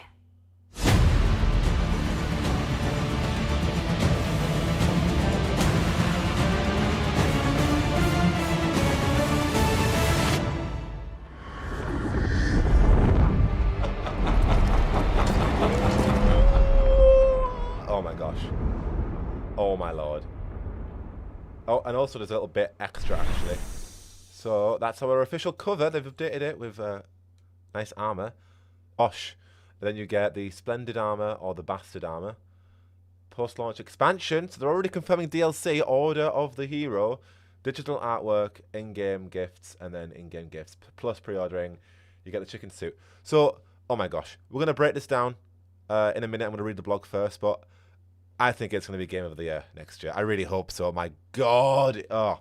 What I love immediately is the tone. The previous two trailers have been very verbose, funny, comedic. This tone instantly is so serious, full of dread, sorrow. You can feel the resonance in her. And she is one of our villains. I say one because we've got frickin' Jack of Blades back, which is insane.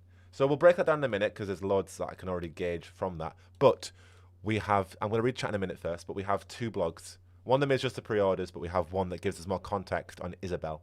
So, chat, what were you saying? Feeling the classic humour shining through, getting chills. Give me the Bastard armour. Green left hand. Dragon Age Inquisition remaster confirmed. Yeah, post-launch expansion already. Good lord, this is going to be Game of Year. Is this Dragon Age? No, this is Fable. Yeah, the tone is wow. The tone is wow. So, a new blog, obviously the new trailer. So I'm going to read this out. During Xbox's Today showcase, we unveiled our latest trailer and our first look at an important new character in our story, Isabel, the hero of the Wraith Marsh. Played by the incredible Hayley Atwell, Isabel is a hero haunted by a troubled past. A past that has driven her to the darkest of places, and she searches for the solution to Albion's problems.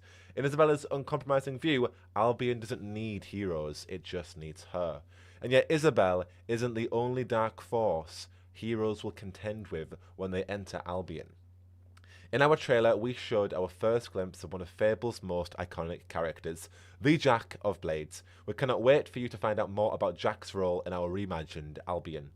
On a lighter note, we can confirm the return of another fan favourite from the original series. That's right, Demon Doors are making a comeback. These opinionated gatekeepers are a beloved staple of the original games, and as huge Fable fans, we couldn't make the game without them. Good! Behind our Demon Doors, we pit players against a foe so ancient and so iconic that no hero's journey will be complete without facing it. You guessed it, it's a chicken-kicking minigame. Fable will launch on the 23rd of February. We're looking forward to showing more of the game in the coming days and weeks. Brilliant. And get chatting to Fable if you want to join the Discord. But 23rd, but if you pre-order it, which I hate the incentive to pre-order, you get it 5 days earlier, so you get it on the 18th. That's one blog that gives us context on Isabel. So hold those thoughts and Jack of Blades. And then we have, oh, look at that Balverine. Look at the armors as well. Gosh, look at the Toad. There's our pre-order. Oh my lord, the collector's edition. Oh gosh, oh gosh. Sorry, chat. We're going all over the place. Oh! Oh, my lord. Look at the Jack of Blades. Go away. Oh, my lord. I mean... Oh, my gosh. That's the costume. All these little bits of new art. Oh no, Lucas, how come? Gosh. You get a hero's badge, you get a steel bookcase, jack of hardcover, label, lapel pin. Oh my lord. Okay. Well, the next blog is about that, to be fair. So we'll go read the next blog. Oh my lord, there's another blog as well, the Heroes of the Order. Okay, What's that meme with all the cake? All that cake in my mouth. Oh. Pre-order any edition of Fable now to receive the pre-order content pack featuring the questionable heroic chicken suit and a collection of charming in-game gifts: a wild flower bouquet, a toy chicken, and a scone and jam picnic hamper. What the flip? Out of stock. Maybe it's not. Oh gosh. Maybe it's not in stock just yet. Can you imagine? Can you imagine? Is it? Maybe they haven't. I mean, we'll check that out later. Use them to build your reputation and shape how Albion sees you. There should be an image loading there, but it's not loading. The Fable Premium Edition includes full access, early access, letting you play 5 days early. Enter Albion dressed not just as a hero, but as the one who clearly has better taste and more gifts than everyone else. The Premium Edition content pack outfits your hero with 2 distinct cosmetic armor sets: the refined Splendent armor and the unapologetically rugged Bastard armor, each featuring matching footwears, legs, and torso pieces. You'll also receive 3 of each of the following in-game gifts: Queen's Bouquet, bags of awful and decadent gold leaf bread. Items that can be gifted to Albion's living population to provoke admiration, disgust, or something romantically complicated. With a new chapter of your legend in Fable Order of the Hero, a story-driven expansion coming post-launch that draws you into the secrets of a dark, ancient cult hidden deep within the perilous beauty of Albion. Love that they're already planning post-launch content, just to give you an aspect of maybe that's what the delay that they've done with the time for this delay. Digital art book as well, and listen to the music of Albion, composed by Jacob Shear. I will need to check how that compares to the original soundtrack. But yeah, while enjoying early concepts of the game, Xbox Standard Edition, the Game Pass, members can purchase the Premium to unlock all benefits, and the Collector's Edition, here we go, includes everything from the Premium Edition, plus an intricately designed limited edition Jack of Blades statuette, a hardcover art book featuring some of the beautiful concepts, custom steelbook, and a guild seal lapel pin. So then we have another blog. And so, is it actually sold out? Do you reckon?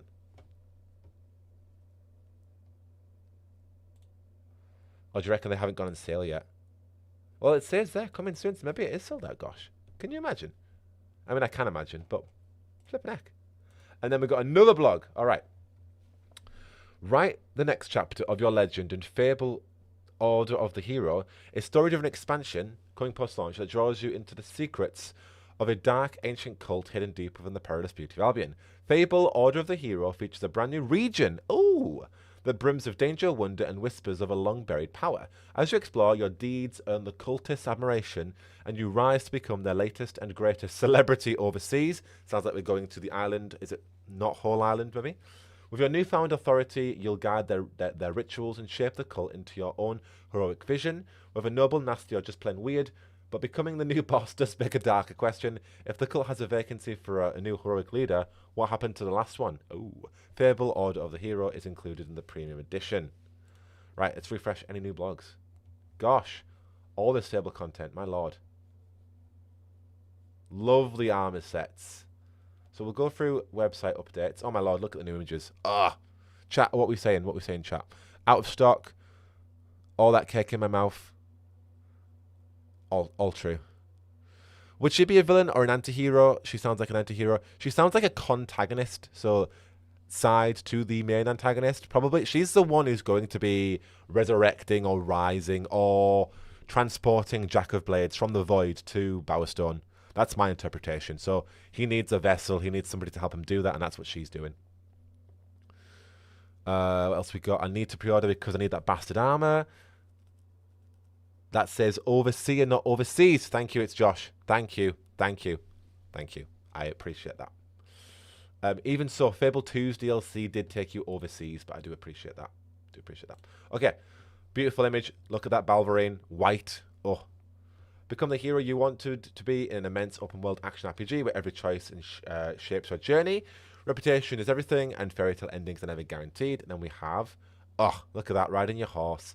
Fable returns in a stunning reboot of a beloved franchise as the first hero in a generation. Explore a living Albion filled with peculiar characters, dark humour, and chickens. Lots of chickens. This isn't just nostalgia, it's a new beginning set in a beautifully vibrant open world. You get the chicken armour with a person shooting the chicken armour. Customise your hero's appearance and wield powerful weapons as you weave melee, ranged, and magical combat. You could say striding a horse. Riding a striding horse, indeed, Hev. Take on bandits, beasts, and creatures, including brand new enemies and fan favourites like hobs, balverines, and trolls. Your power grows right alongside your reputation. Oh, look at that image. Oh, my lord, look at the armour. Oh, I love it. Look at the, not the armour, the attire. Beyond all the combat lies a living world where you carve your own identity. Get filthy rich as a landlord or blacksmith. Romance a villager there. Oh, I can take my headphones off. Romance a villager or 3. Have a bunch of kids and watch as your reputation precedes you. Being a hero is a bit like being a celebrity. If celebrities carried swords and occasionally battled giant fire-breathing chickens. Look at the villagers. The village meets. Cute. In Albion, a hero's reputation is everything. Your noble deeds and questionable decisions affect your relationships with each villager and even shape the world around you. Whose opinions matter most? The choice is yours, and so are the consequences. It's up to you to decide what it means to be a hero. Gosh. Honestly, I'm excited. I want more, but I'm excited. Is that everything on this website? Let's have a look. The shop takes us to the Xbox shop. What have we got here? There's a password, so we can't do that. All right, then. Sound. Jack says, looking fresh. Thank you, Hev. Much appreciated. Much appreciated. Info. Okay, back to the top. Trailers. At the top. Right. If we go on Steam, Steam's where it's at. Okay, new trailer. Look at Jack of Blades. Oh my gosh. The demon doors. Right. Beautiful. Oh, there it is in high res. We have the release date as well. Anything new? No, that's old. Anything new here? All the old stuff from before. Perfect. Okay, let's go through the trailer now bit by bit. Where did I put it? Where did I put it? I put it somewhere. Give me a minute. Here it is. Nope, that's on it. Alright, so we're going to go through bit by bit. So, I'll put my headphones back on, unfortunately. I'll lower the volume. And we'll go for... So, yeah. We're doing it fully. This is the north, as we know, based on this showcase. This is the north regions of Albion. We know that because of the Ragged Mountains, because of their statue, and because they literally said you can go to north parts of Albion, and they showed this area as that... as referenced when they verbally said that, so they visually showed this. So this is the north of Albion. Ragged Mountains, it's near, I believe, Bloodstone's in the north, according to what the devs said. I forget. Obviously, I'll break this down properly, but straight away, in the north of Albion. And this looks like it's the north, but this is also a concept art for a place called Hamlet or Hamnet. You're getting the full breakdown now, by the way. Like, this is a full... extra attentive Rain Man energy breakdown based on what we have so far. So enjoy. But this looks like a concept art piece for Hamlet, which is a conceptual location that referenced our hometown or our starting town. I don't think it is now because we know our hometown is Briar Rose, but there was concept art that at least reflected that. However, there is artwork that actually does reference this area, reflect this area, I should say, visually, and I will show you that concept art when I find it. And it's showcase, it's pastoral hills. It shows the hero galloping on a horse with loads of sheep. And there was this dilemma of the location reflecting like a world-changing transformation of a flood. So let me find it, because it's a good visual reference. If I can find all these folders. Gosh. So it would have been February. Maybe it was March. Honestly, I don't save things in easy places. I make it so annoying. January. It was January, wasn't it? Yes, here it is. Okay. So there's Bloodstone. Bloodstone again. Oh, that's not Bloodstone. There it is. So similar to this, you can see the vibe I mean. We've got this one here. And this one. It's similar vibes. I'm at least picking up similar vibes. But it's this one that I'm feeling is quite similar. If you can. But it's obviously concept art. And it reflects transform it so that the town goes from this, looks lovely, to then flooded, decrepit. What have we done? What's happened? And we can see the similar roofs and the distances. So looks like it's maybe before this transformation, but it kind of confirms that perhaps this is in the north. Again, though, this is concept art. You know what it's like working with concept art when we did all that Dragon Age speculation back in Ye Day. You can only go so far with concept art. However, yeah, so world transformation here, maybe, most likely in the north, which reflects where Isabel is as well. Let me just get OBS back up. Okay. Do I remember? Sorry, I know. This is huge because this confirms who the figure is in the Humphrey trailer, because we wondered who this is. So context on Isabel. She is a former apprentice of Humphrey. She went against Humphrey for her own malevolent, evil, whatever purposes, more ambiguous than that probably. But yeah, we assumed she was the antagonist. In that trailer of Humphrey's trailer in 2024, we presumed that she that the trailer that Humphrey was describing our hero, because they're talking about apprentice that they raised, they talk about a woman hero, and we see our hero presented as a woman. And but then it flips, and it's a subversion of how Humphrey had trained his apprentice one time, and she had gone against the guild or gone against Humphrey, and then we see the guild empty. There's an innuendo of what's happened there. Has she killed the heroes, ruined the heroes' age, the heroes' guild? And then we get the twist of our hero raising a sword, meeting this figure, very much in a very similar angle to this, where she's holding this staff that we'll see in a minute. And we see her red cape, the red cape being Humphrey's old cape, again reflective of the relationship that she had with Humphrey and what happened there, with that dynamic of her being a former apprentice. Also alludes, though, our own hero's journey, mimicking that of, Humphrey's raised one villain or one hero who's gone against him. What does that mean about him as a trainer, as a mentor? Does it also equate to our own story, or is it set in stone that we are going to be against Isabel irrespective? Bye, Lucas. Thank you so much for joining. Appreciate it regardless. So yes, that is Isabel based on the context we have. Again, we'll talk more about it in a minute. But what does she say? Do I remember the moment my powers came in? Well, I was being crushed to death with seawater and mud and manure, whilst holding onto my sister's hand. I remember her fingers gripped so tightly in mine that her nails drew blood. Until I lost her grip. But she stayed away. I mean, the tone there is flipping. Haley Atwell's performance, my God, needs to be touched upon. What we're getting there, though, is kind of a victim story beginning. You know, as we know from like just stories as a whole, any villain is a victim whose story was not told. Now the question is, who is she telling the story to? Probably our hero. You know, as she justifies herself in like a trespasser Solas like explanation scene.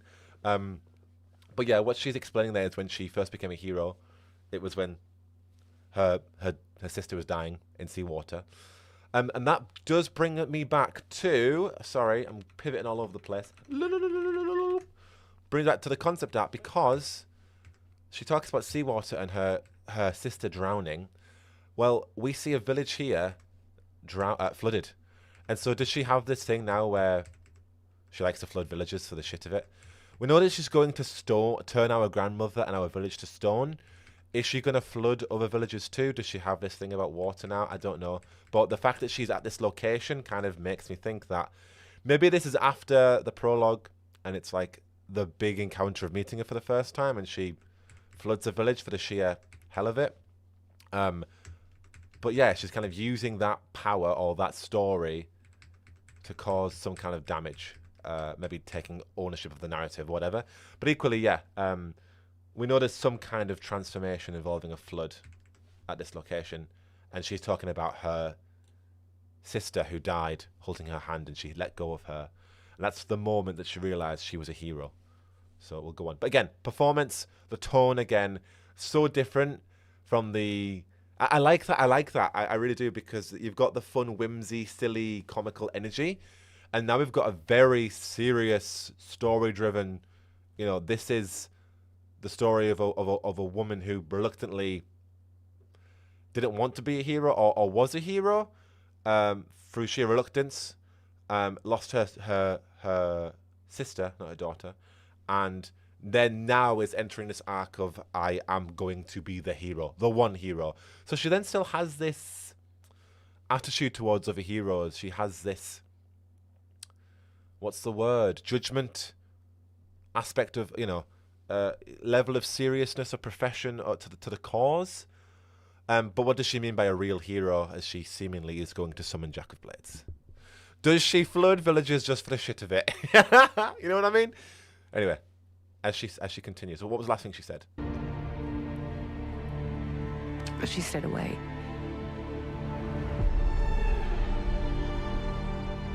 The music as well. Does stick in the memory a bit, yeah. So, Hero of Wraithmarsh is interesting because I believe, I need to check this, Wraithmarsh is what Oakvale becomes after it gets destroyed, right? I think that is, I'm going to check, but I believe, so Wraithmarsh is a location in Fable 2 that is built over the sunken ruins of Oakvale. So, I know they're not sticking to any timeline of the original Fable games, but that is a very specific point because that is after Fable 1 and then in the 400-year gap towards Fable 2. Again, they're not sticking to a timeline, but it represents that we're in a timeline where Oakvale has been destroyed and Wraithmarsh is what remains. She's the hero of Wraithmarsh, so whatever she's done there, she's gained the credibility of whatever. But previously it was destroyed and flooded and sunken in by, I forget a particular group. I'll get that all in the breakdown.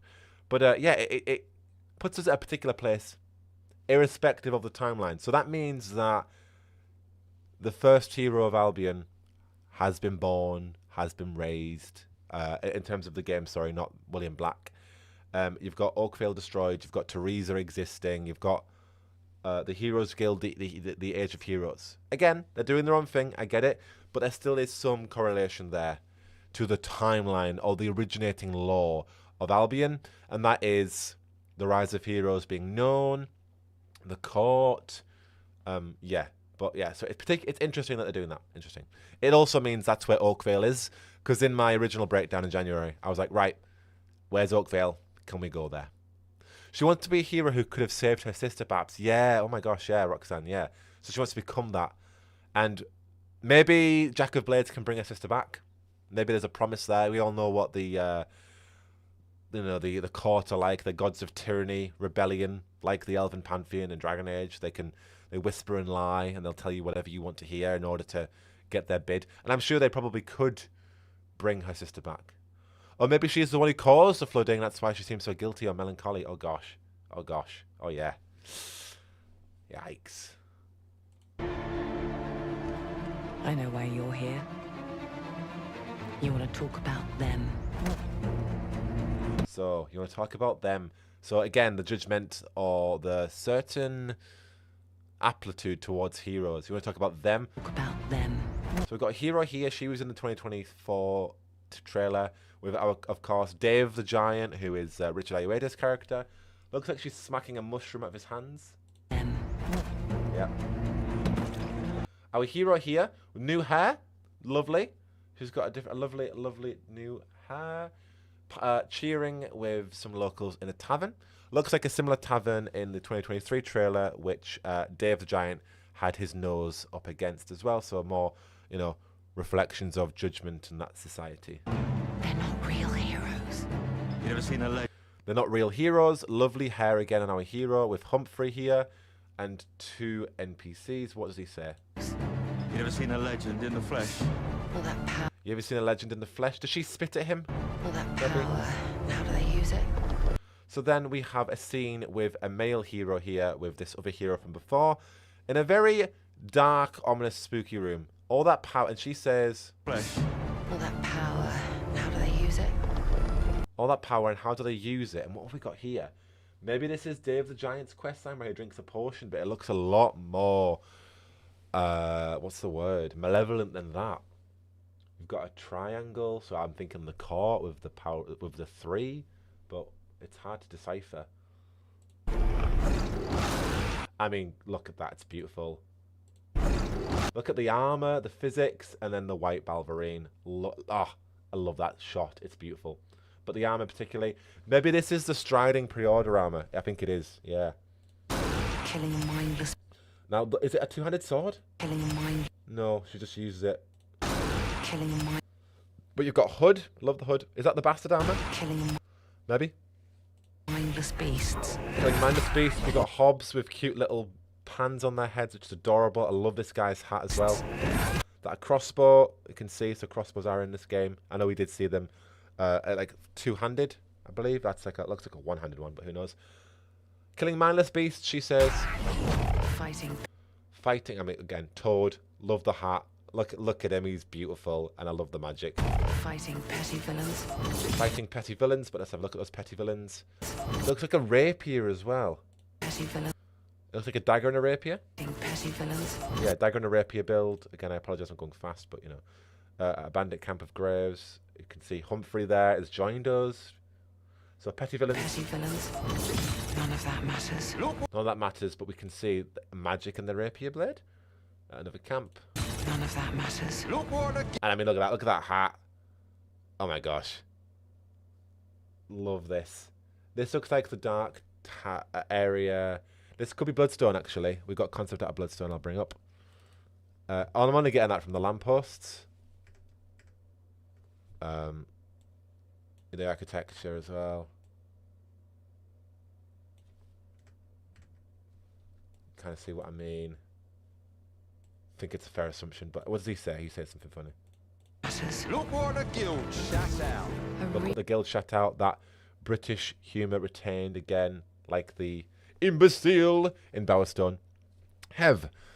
It sounds very much like the way she sees the other heroes is child's play. Like they don't know anything about the real threat or something. Like there's a bigger picture and they have no idea, but she knows she'll be there, the one to fix it. Yeah, oh yeah. Yeah, I mean, even the way she is using a tone where they're not real. You know, it's very sarcastic, wry. Anyway, what does she say here? Matters. Look what the guild shut Love that voice. A real hero knows how to wield power. No real god need prove himself. Am I right? Am I right? What's her weapon? What's her weapon? So you've got a troll. You've got something going on here. Maybe they're talking about being a hero. Kind of looks quite self-revelatory as they talk about being heroes together. That's the male hero, by the way, or an example of the male hero. Humphrey with kids who've got masks on. I can't wait to meet more of Humphrey. Time and trivialities. Right, she says something funny. I love that hat. My gosh, look at that. The feathers. Demon Doors calling him a twat. But what does she say? Don't waste time on trivialities. You're wasting time on trivialities. Back and dressed like a twat.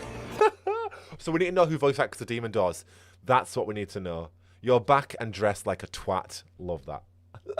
Again, more references of the words twat. Fully embracing that in Fable. Got more important things to worry about.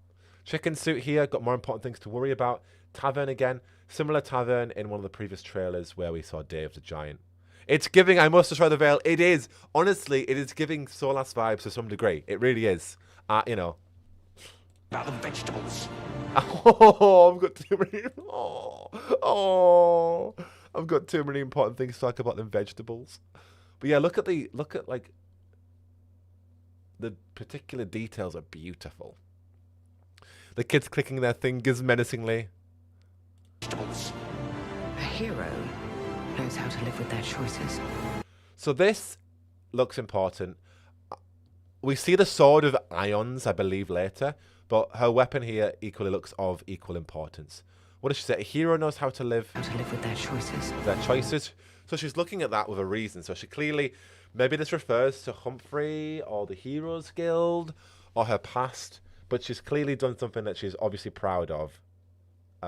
Hence how she's got this weapon in the first place.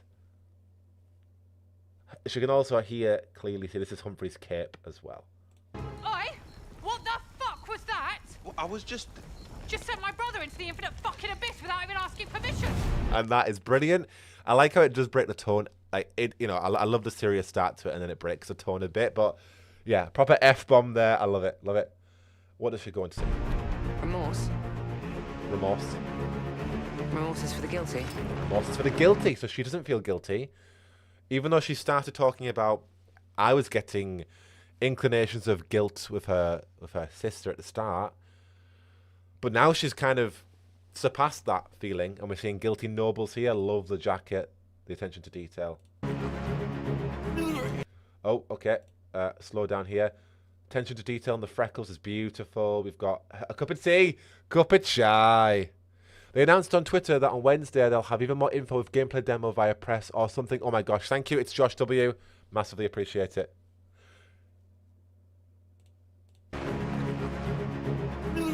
She looks like an EastEnders actress. I need to find out. Humphrey puking up. Look, I will tell you what I told them. Okay, rapid fire. Look, I will tell you what I told them. A rapier there, a short sword there, a sword in the back. Hell yeah. A necklace there looks quite... And look at that, that's a freaking Jack of Blades mask. So this looks like it's the confrontation of Jack of Blades. You've got a hero attacking another hero. I know we could go in slow-mo, but we're just going to try and... Attacking a bandit. And then you've got Humphrey with a shield attacking a robed figure, probably a cultist. That's not a demon door, is it? That looks more menacing than a demon door. Albion is broken. Albion is broken. And I'm going to...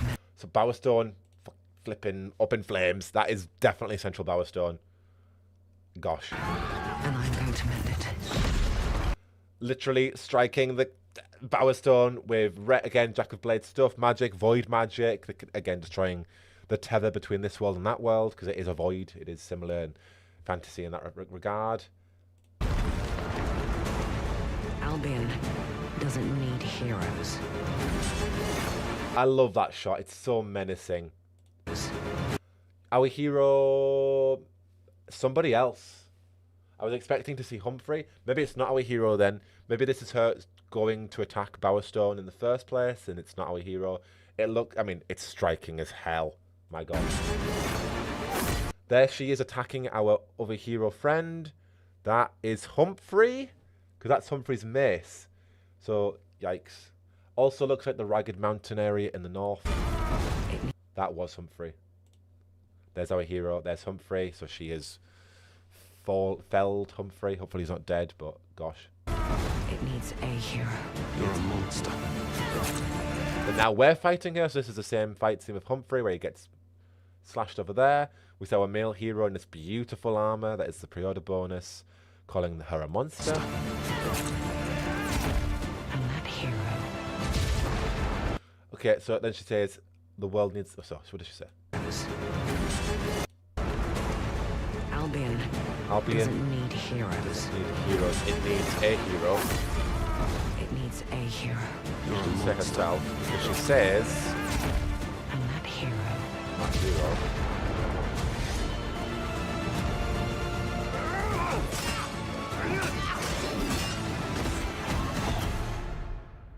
is me. So, a lot there. We have the fact that Humphrey isn't dead because they're inside, which is good. We have our hero throwing, like, almost similar, like, Jack of Blades magic. You're a monster. They throw, like, maybe it's just dark magic. It probably is, but I don't recognize this, so anybody knows this in Fable lore or the magic. But it looks similar to evil magic. So maybe that's a way to defeat her, is with the void magic, whatever. And that hero. Like, that frickin' shot. Oh my lord. Like, this is like the veil actually coming down in Dragon Age. It's like, this is actually happening, it looks like. Or there's going to be some tether of the void breaking through that Jack of Blades can come back. But it looks like Bower Stone is going to get flipped. This is the Sword of Ions. There's no Aeons. There is no way to say it's not. Sword of Aeons is a sword from the void. It's a living thing. It speaks to you. It's how the original hero William Black eventually killed all of the court, or diminished the court back to the void. Equally, though, it's also the ruining of him too, because I think it took over his soul, or it took a key aspect of him, and eventually, a millennia later, he had to return to the void with the sword, because it was taking him away. It was depleting him in his life. So it's a living thing, and so wielding it is not for the meek, but it's one way to defeat the court. As we can see here, she's probably going to use it to release the court, or release Jack. You know, we don't know about the rest of the court. But yeah, that is without a doubt. It's the iconic Fable weapon of Fable 1. So yeah, this seems like it's the underground, the underbelly of Bower Stone, or underneath, or it's beneath the Heroes Guild. We know there's loads of secrets within the Heroes Guild, so it's some underground location where the Sword of Aeons has been this entire time, since William Black has defeated the court, and then they're now coming back. So again, Humphrey and her fighting. We've got his shield. He's inside now, so he didn't die before, unless this is before the outdoor scene. And he throws her off, but void magic, she clearly teleports somewhere else, or Jack, or another court member, or whoever has saved her from dying. Is me.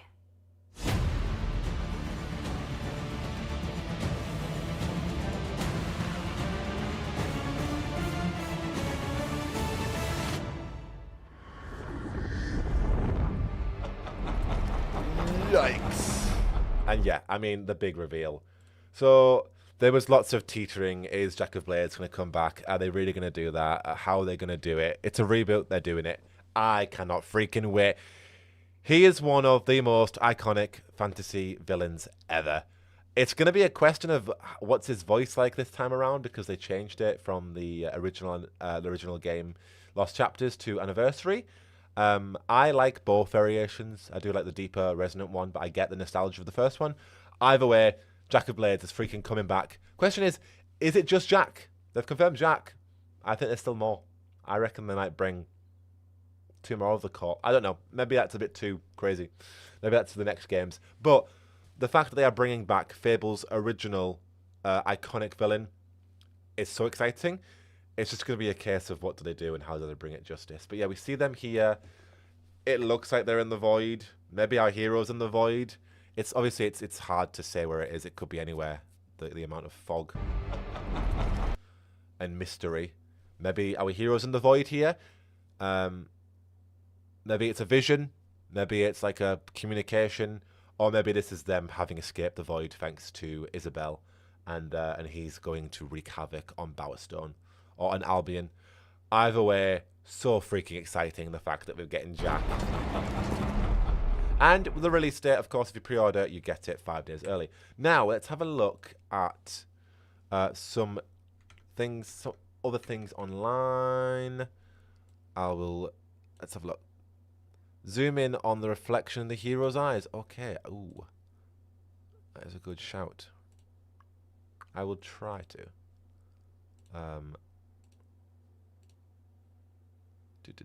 Where are we? On the reflection in his eye, in the eyes.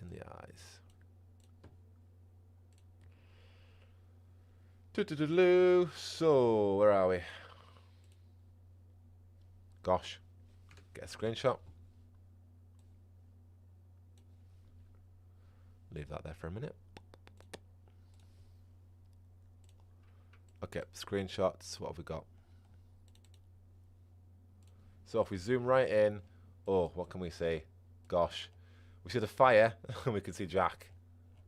Gosh. Yeah. I'll let you work that one out, Hev. And let's have a look if there's been any more articles or anything else posted online about Fable. So. No more new blogs on their current site. Anytime, Hev. Anytime. So, if we go on X, I don't really use X anymore, but we'll quickly go on Fable. So, they've got the pre-order one, which is exciting. Pre-order, the team, okay, so tweets. Oh my gosh, here we go. Brilliant. So what we've got? We've got the team is getting ready to welcome press and creators into the world of Albion. We'll be sharing a live gameplay demo showing what it means to build an extraordinary life in Albion. Your turn is coming soon. We'll share new gameplay on Wednesday. Oh my gosh, exciting, amazing, amazing. So that's Wednesday. They're going to share more stuff. So we're going to make a breakdown video by then. No, amazing. And I'll just check Google as well for any other bits regarding Fable. That is a good point. Camarox. Yes, so I think that is within Jack of Blades' original design, where he just has two masks. But yeah, is it for the King and the Queen? I'm not sure. I know that he's always wore that like that though. So Xbox Wire have a new blog. Loads going on. Loads. Okay. Fable just revealed a new story trailer during Xbox Game Showcase, showing off new gameplay, characters, a sense of the story beyond our hero, and a lot of action, from facing down a Balverine to, well, putting a giant toad face down with a dose of magic, and quite a lot of swearing. Anchoring the entire thing was an ominous speech by Isabel, the game's villain, played by Hayley Atwell, of course, in Mission Impossible and MCU. Of course, in time-honoured Fable fashion, Atwell is far from the only famous name on the cast list. We're now able to reveal, oh my gosh, many of the actors and actresses bringing their talent to the game. Oh my lord. All right, are we ready? Are we ready? Gosh. From Hollywood stars to British comedy gems, this is the cast that leans on the Fable series' new, unique history of bringing the best of British acting into the gaming world. Oh my lord. All right. Gosh. With the help of Fable Associate Narrative Director Craig Owens, let us break down 11 of the major roles of the game, who's playing them, and why they're the perfect fit for the character, sorry. Okay, gosh, I'm excited. Hayley Atwell playing Isabel. Hayley Atwell is an award-winning British-American actor whose career spans film, television, theatre and voice work, and is able to turn her hand to playing the beloved Peggy Carter in the MCU, taking centre stage in the most recent Mission Impossible movies, leading period drama like Howard's End, The Duchess and Pillars of the Earth, the most recent series of Rivals, which she's amazing in, or starring in Much Ado About Nothing on stage in the West End and Broadway. You get the sense that she'll be bringing a lot of her experience to Albion as she takes on the role of Fable's main villain. So, Isabel is a driven, powerful hero on a quest to make right a tragic injustice. Driven by grief, Isabel has turned her pain into determination and focuses her at odds with the hero of Briarhill and Humphrey, her one-time guardian. Isabella's conviction that she's not just doing the right thing, but she'll be able to make right any harm she causes along the way, makes her a powerful, dangerous enemy, as Owen says. Hayley's ability to combine vulnerability with strength made her the perfect person to play Isabel, and working with her was a real pleasure. Her desire to really dig into the character and deliver the best possible performance in every scene blew us all away, not just on the performance capture stage, but in the voice recording booth, where her classical training was on full display. I can take these headphones off. Hayley brought a dedication, seriousness and grit to the role that, in many ways, mirrors the character's own. Nice shot of her there. Oh my gosh. All right, here we go. Lily Nicole and Okweli Roach playing the hero of Briar Hill. Here we go. We've got our voice actors. Oh my lord. Right. Nicole is making her gaming debut in Fable after appearing on stage and screen for the last decade. After making her TV bow in Sky Atlantic's I Hate Susie, she since appeared in Netflix's Lockwood & Co. and Renegade Nell on Disney+. I've been told to watch that. Beginning her career on stage, oh my gosh, look at that beautiful shot.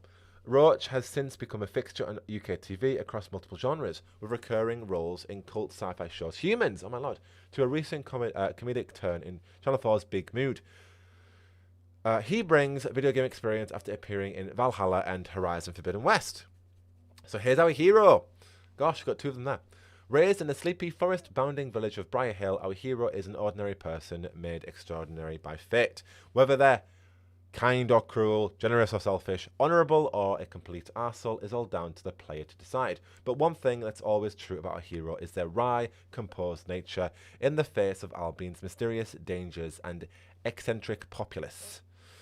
Both Lily and Okweli had exactly what we needed to give voice to the hero of Briar Hill. Great range paired with natural charisma, both our hero actors have effortlessly risen to any challenge we've thrown at them, ensuring that the hero feels both like a part of Albion and an extension of the player. Matt King, yes, we've got Matt King, a bona fide British comedy legend thanks to his 12-year stint as Superhands in Peep Show, a character whose quotes still live in my head more than 20 years after first heard them. On big screen, he's made appearances in Paddington, Doolittle, and more. He's brought a unique sensibility to every role he's been in, and from our look at Humphrey, that's set to continue. Arrogant, charming, and equally happy with a mace or a pint in his hand, Humphrey is Albion's greatest hero, or at least he was. Over the course of the game, people will come to understand the man behind the legend, and why the swaggering champion of the Heroes Guild has spent the last few years of his life hidden away in the otherwise empty hall of the guild. Matt brought a lot of Superhand's dark charm, yes, to his performance as Humphrey, but he also brought a real emotional depth and dignity. We're not sure anyone else could have blended those two elements so perfectly. Okay, who's next? Susan Wokoma playing Arden the Cobbler. So this must be our other hero, right? Yes, it's our other hero. Brilliant. An actress, writer, and director. Wokoma. Hello, Venom. Good to see you. Wokoma has become a mainstay on British TV in the last decade, in chewing gum and Enola Holmes, to working in the writer's room of Sex Education, to an appearance in the 6th season of Taskmaster. Wokoma's proven her ability to take on a multitude of roles both on and off screen. She's even got previous experience in gaming, playing Princess Talajani in World of Warcraft. Arden's a hero who doesn't believe in heroes. Haunted by a painful past and a grave mistake, Arden's humble perspective on what it means to be a hero contrasts many of the other characters in our story. She doesn't want to be a celebrity, she doesn't want to be worshipped, she just wants to make shoes for a living, lol. Susan can put so much emotional depth in a single syllable, and she does so repeatedly as Arden. Her performance takes the stoic, standoffish character in Arden and makes her wryly funny and warm without losing the distance that's crucial to her relationship with the hero. Richard Ayoade, of course. A comedian, actor, author, presenter, director, and let's face it, true polymath, Ayoade became known for his one-off deadpan comedy style in the likes of IT Crowd, Dark Place, and The Mighty Boosh, but he's since written and directed movies, Submarine, The Double, became an accomplished author, performed voice work for The Mandalorian and Lego Movie 2, created music videos for everyone from Vampire Weekend to Arctic Monkeys, and even had time to becoming a TV presenting mainstay. Even before he accidentally turns himself into a giant, Dave thinks of himself as a towering intellectual surrounded by idiots. Dave is the ultimate British curmudgeon, set in his ways, convinced he's right, and willing to go any length or height to prove it. Everyone already knows that Richard is hilarious, unique comic talent, so it stood to reason that people would enjoy a giant version of him. On set, Richard's improvisations in rehearsal frequently make their way into the final script, amazing, as he took the character of Dave and made him undeniably his own. Amazing. Okay, who is next?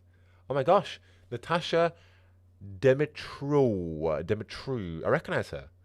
Playing Jenny, Perhaps now best known for her incredible award-winning work playing Nadja in What We Do in the Shadows. There you go. Oh my lord. What We Do in the Shadows. Oh my gosh. Demetru has been making waves for years, from onstage sketch comedy at Edinburgh Festival, working alongside legendary Alan Partridge, to modern cult classic Slath, Let's Flats, or Netflix movie Eurovision. Yes, yes, yes, yes, with Will Ferrell and Rachel McAdams. The best episodes of the Adam Buxton podcast. She is now an indelible part of the UK comedy scene. Natasha, or Naja, however you say her name. Brutal, crude, and shameless, Jenny is one of the two feuding heirs in the city of Bloodstone. She embodies Bloodstone as it is, proud, defiant, and dangerous. And if she gets her way, how it always will be. There she is. She's the one that says that line. Yes. Natasha brings all of her comedy talent to her portrayal as Jenny, bringing an almost chaotic energy to the role in her scenes with Nathan Ford, her on-screen brother. She plays Jenny with an unapologetic ferocity, and a deep commitment to ad-libbing swearing. Yes! Oh, okay, we've got a What We Do in the Shadows cast. Amazing. Nathan Ford playing Jacob. Oh my gosh, look at Jacob. I've got a similar shirt to Jacob, actually. A comic writer currently working on Saturday Night Live UK. Go on. Ford made his name on screen playing Lucius in the beloved Our Flag Means Death. I have not seen that yet, with Taika Waititi. Alongside appearances in Mandy, Bloods, Newick, Death Valley, and Don't Hug Me, I'm Scared. Jacob is Jenny's rival and brother, the other heir to the city of Bloodstone. He hopes to reinvent the city as a cosmopolitan rival to Bowerstone. A refined and more classy type of cutthroat and his sister, Jacob plans to plot and strategize his way to victory. Oh gosh, so we need to choose between the two. Nathan's great at playing characters who appear composed, witty, and self-aware, all the while betraying the insecure and anxieties beneath their surface. He brought all this to Jacob, making him the perfect comedic foil to Jenny in his scenes with Natasha. Okay. Gwami Augustine playing Connor. An actor, producer, director, Augustine made his name by writing Johnny, a stage play that became an award-winning miniseries and is currently in production on debut feature film Uncle. The player's brave, popular, and capable adoptive brother. Hey! Connor always dreamed that one day he'd be the one who grew into a hero. How he responds to simply being a normal person in a world where extraordinary people exist is the driving force of the story. Shit. Oh gosh. Kwame's charisma pairs with an easygoing warmth, making him a great fit for Connor. In a game filled with magically powered heroes and big personalities, Connor holds his own whenever he's on screen, thanks to Kwame's relatable human performance. So there he is. That's him. Hey, oh gosh. Oh, our grandmother. Yes. Oh, that's our grandmother. Oh, she is in EastEnders. Okay, I know I recognised her. Nina Wadi playing Grandma. Oh. Wadi hasn't just been a well-known face for UK TV for the last 3 decades, but a truly groundbreaking figure, coming to prominence of Goodness Gracious Me, the hilarious award-winning British Asian sketch show. She's since appeared in over 400 episodes of EastEnders, yes, in The Sandman, and of course Disney's Aladdin. So, that's her name. Oh, wait, no. Yeah. Samira is the player and Connor's adoptive grandmother, having found them both abandoned in the woods years apart. Oh my gosh. She's also landlady of the Rose and Thorn at Briar Hills local. Despite her kind, generous nature, Samira commands respect almost the villagers of Briar Hill and has little patience for misbehaving kids or adults who fail to pay their tab fare. Nina's effortless ability to move from tender to steely made her... Sorry, I am losing my voice. I apologize. Nina's effortless ability to move from tender to steely made her the perfect person to play a parent and landlady. She makes the village of Briar Hill and the Rose and Thorn pub within it feel like a home. Gosh. There she is. Right.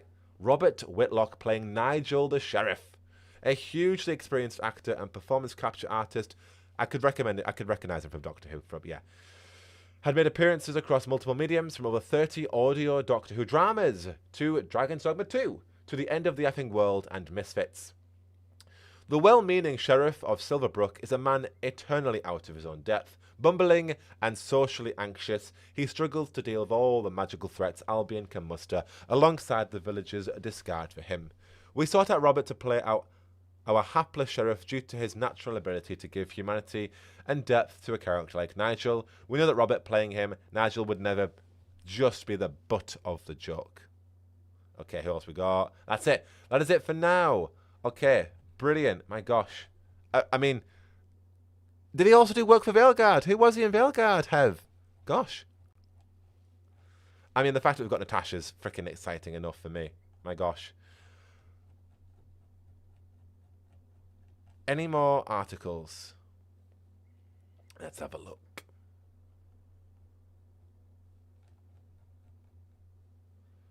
We'll just have to type Fable in, eh?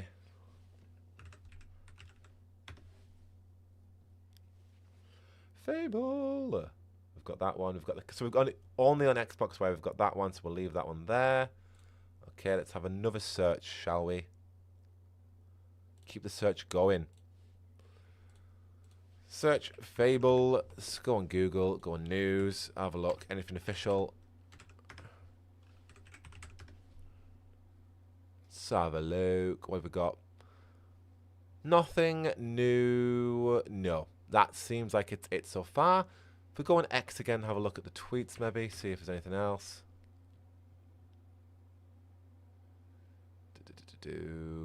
Are you the hero? Pre-order, so you can pre-order it today. DLC, we already talked about that one. Okay, let's have a look.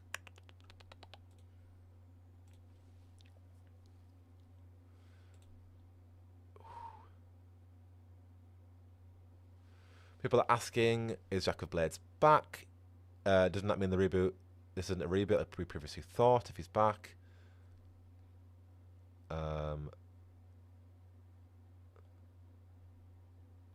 Anything else on twits from Fable? That seems like it so far. Have they made any replies? Excited to welcome you all back to Albion on February 23rd. Fable releases February 23rd. Let's chase some chickens. Cluck, cluck.